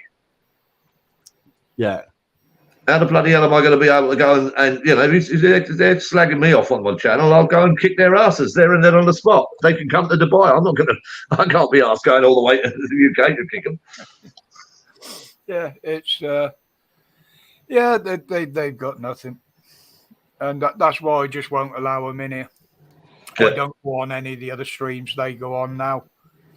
So No, well, I've made that decision. I did pop up on Cats the other day, but I have made the decision to stay away from live streams. I mean, Roger's different because Roger is a good friend. The reason I popped up on Cats solely was because she started to see through the veil of bullshit and you know and deal with it. And you know, she's not a stupid woman. She's a very, very clever woman. And the sad thing about it is that her channel, because I go on it, because all of it started because when we was all friends on another channel, this channel, because I was in the middle and I'm friends with you guys and I was friend with the other guys, I was going to get called traitor and everything. And I knew what was going on as a certain individual, and it's not the person who's on last one night. thing that I have got to really commend you for, Simon, is the way you use your spanner on Miss Cats. I know she's a lot to do with controlling you with it, but the fact that every time I've watched you on there, you have acted totally unbiased being in that position on her channel. I always have, mate. Look, And on I'll anyone's channel. commend you for that. Well, thank Absolutely.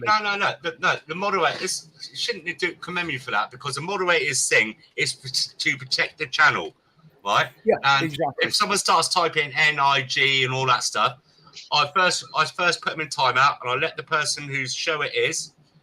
I'll say, look, this is happening. What do you want me to do? Remove them or give them another chance? But you shouldn't have a second chance on that thing. Yeah. And that's why I do it. I don't give a fuck. I'm big enough and ugly enough to put. But I know why I'm getting the shit. It's because I tried to stop the shit between two channels of one person starting a lot of shit, and it's not. I'll just mention the name now. It's nothing to do with Nathan at all. It was somebody else who's causing all the shit, and because I've got in the middle of it, that's why I'm getting all this shit now. But what's interesting though, Simon, is has any of the PAP cult, as we're called, has any of us ever called you that's a true. traitor? I've never.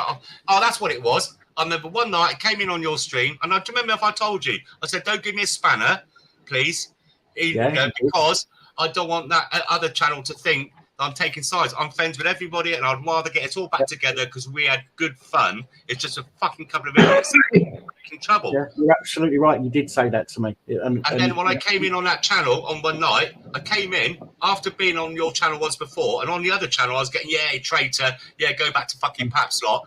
And then when I came on your channel, fucking hell, everybody, hey mate, how you doing? God bless, good to see you here. And I felt, do you know what? I feel so welcome here. Yeah, and we all knew. The thing is, we all knew that you go over there as well. So I've got no issue. Roger said this as well. We don't give a fuck what channels people go on. Do you know what I mean? You might like watching something, or you might like a person on that channel, or you might like the channel itself.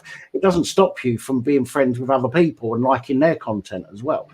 So to rib somebody because they like watching another channel or getting involved in another channel is a wanky thing to do. And when was the last time you remember, where if you was friends with one person and the other person, but that person didn't like one? If you're friends with them, you're not friends with me. I'm not playing hopscotch with you no more.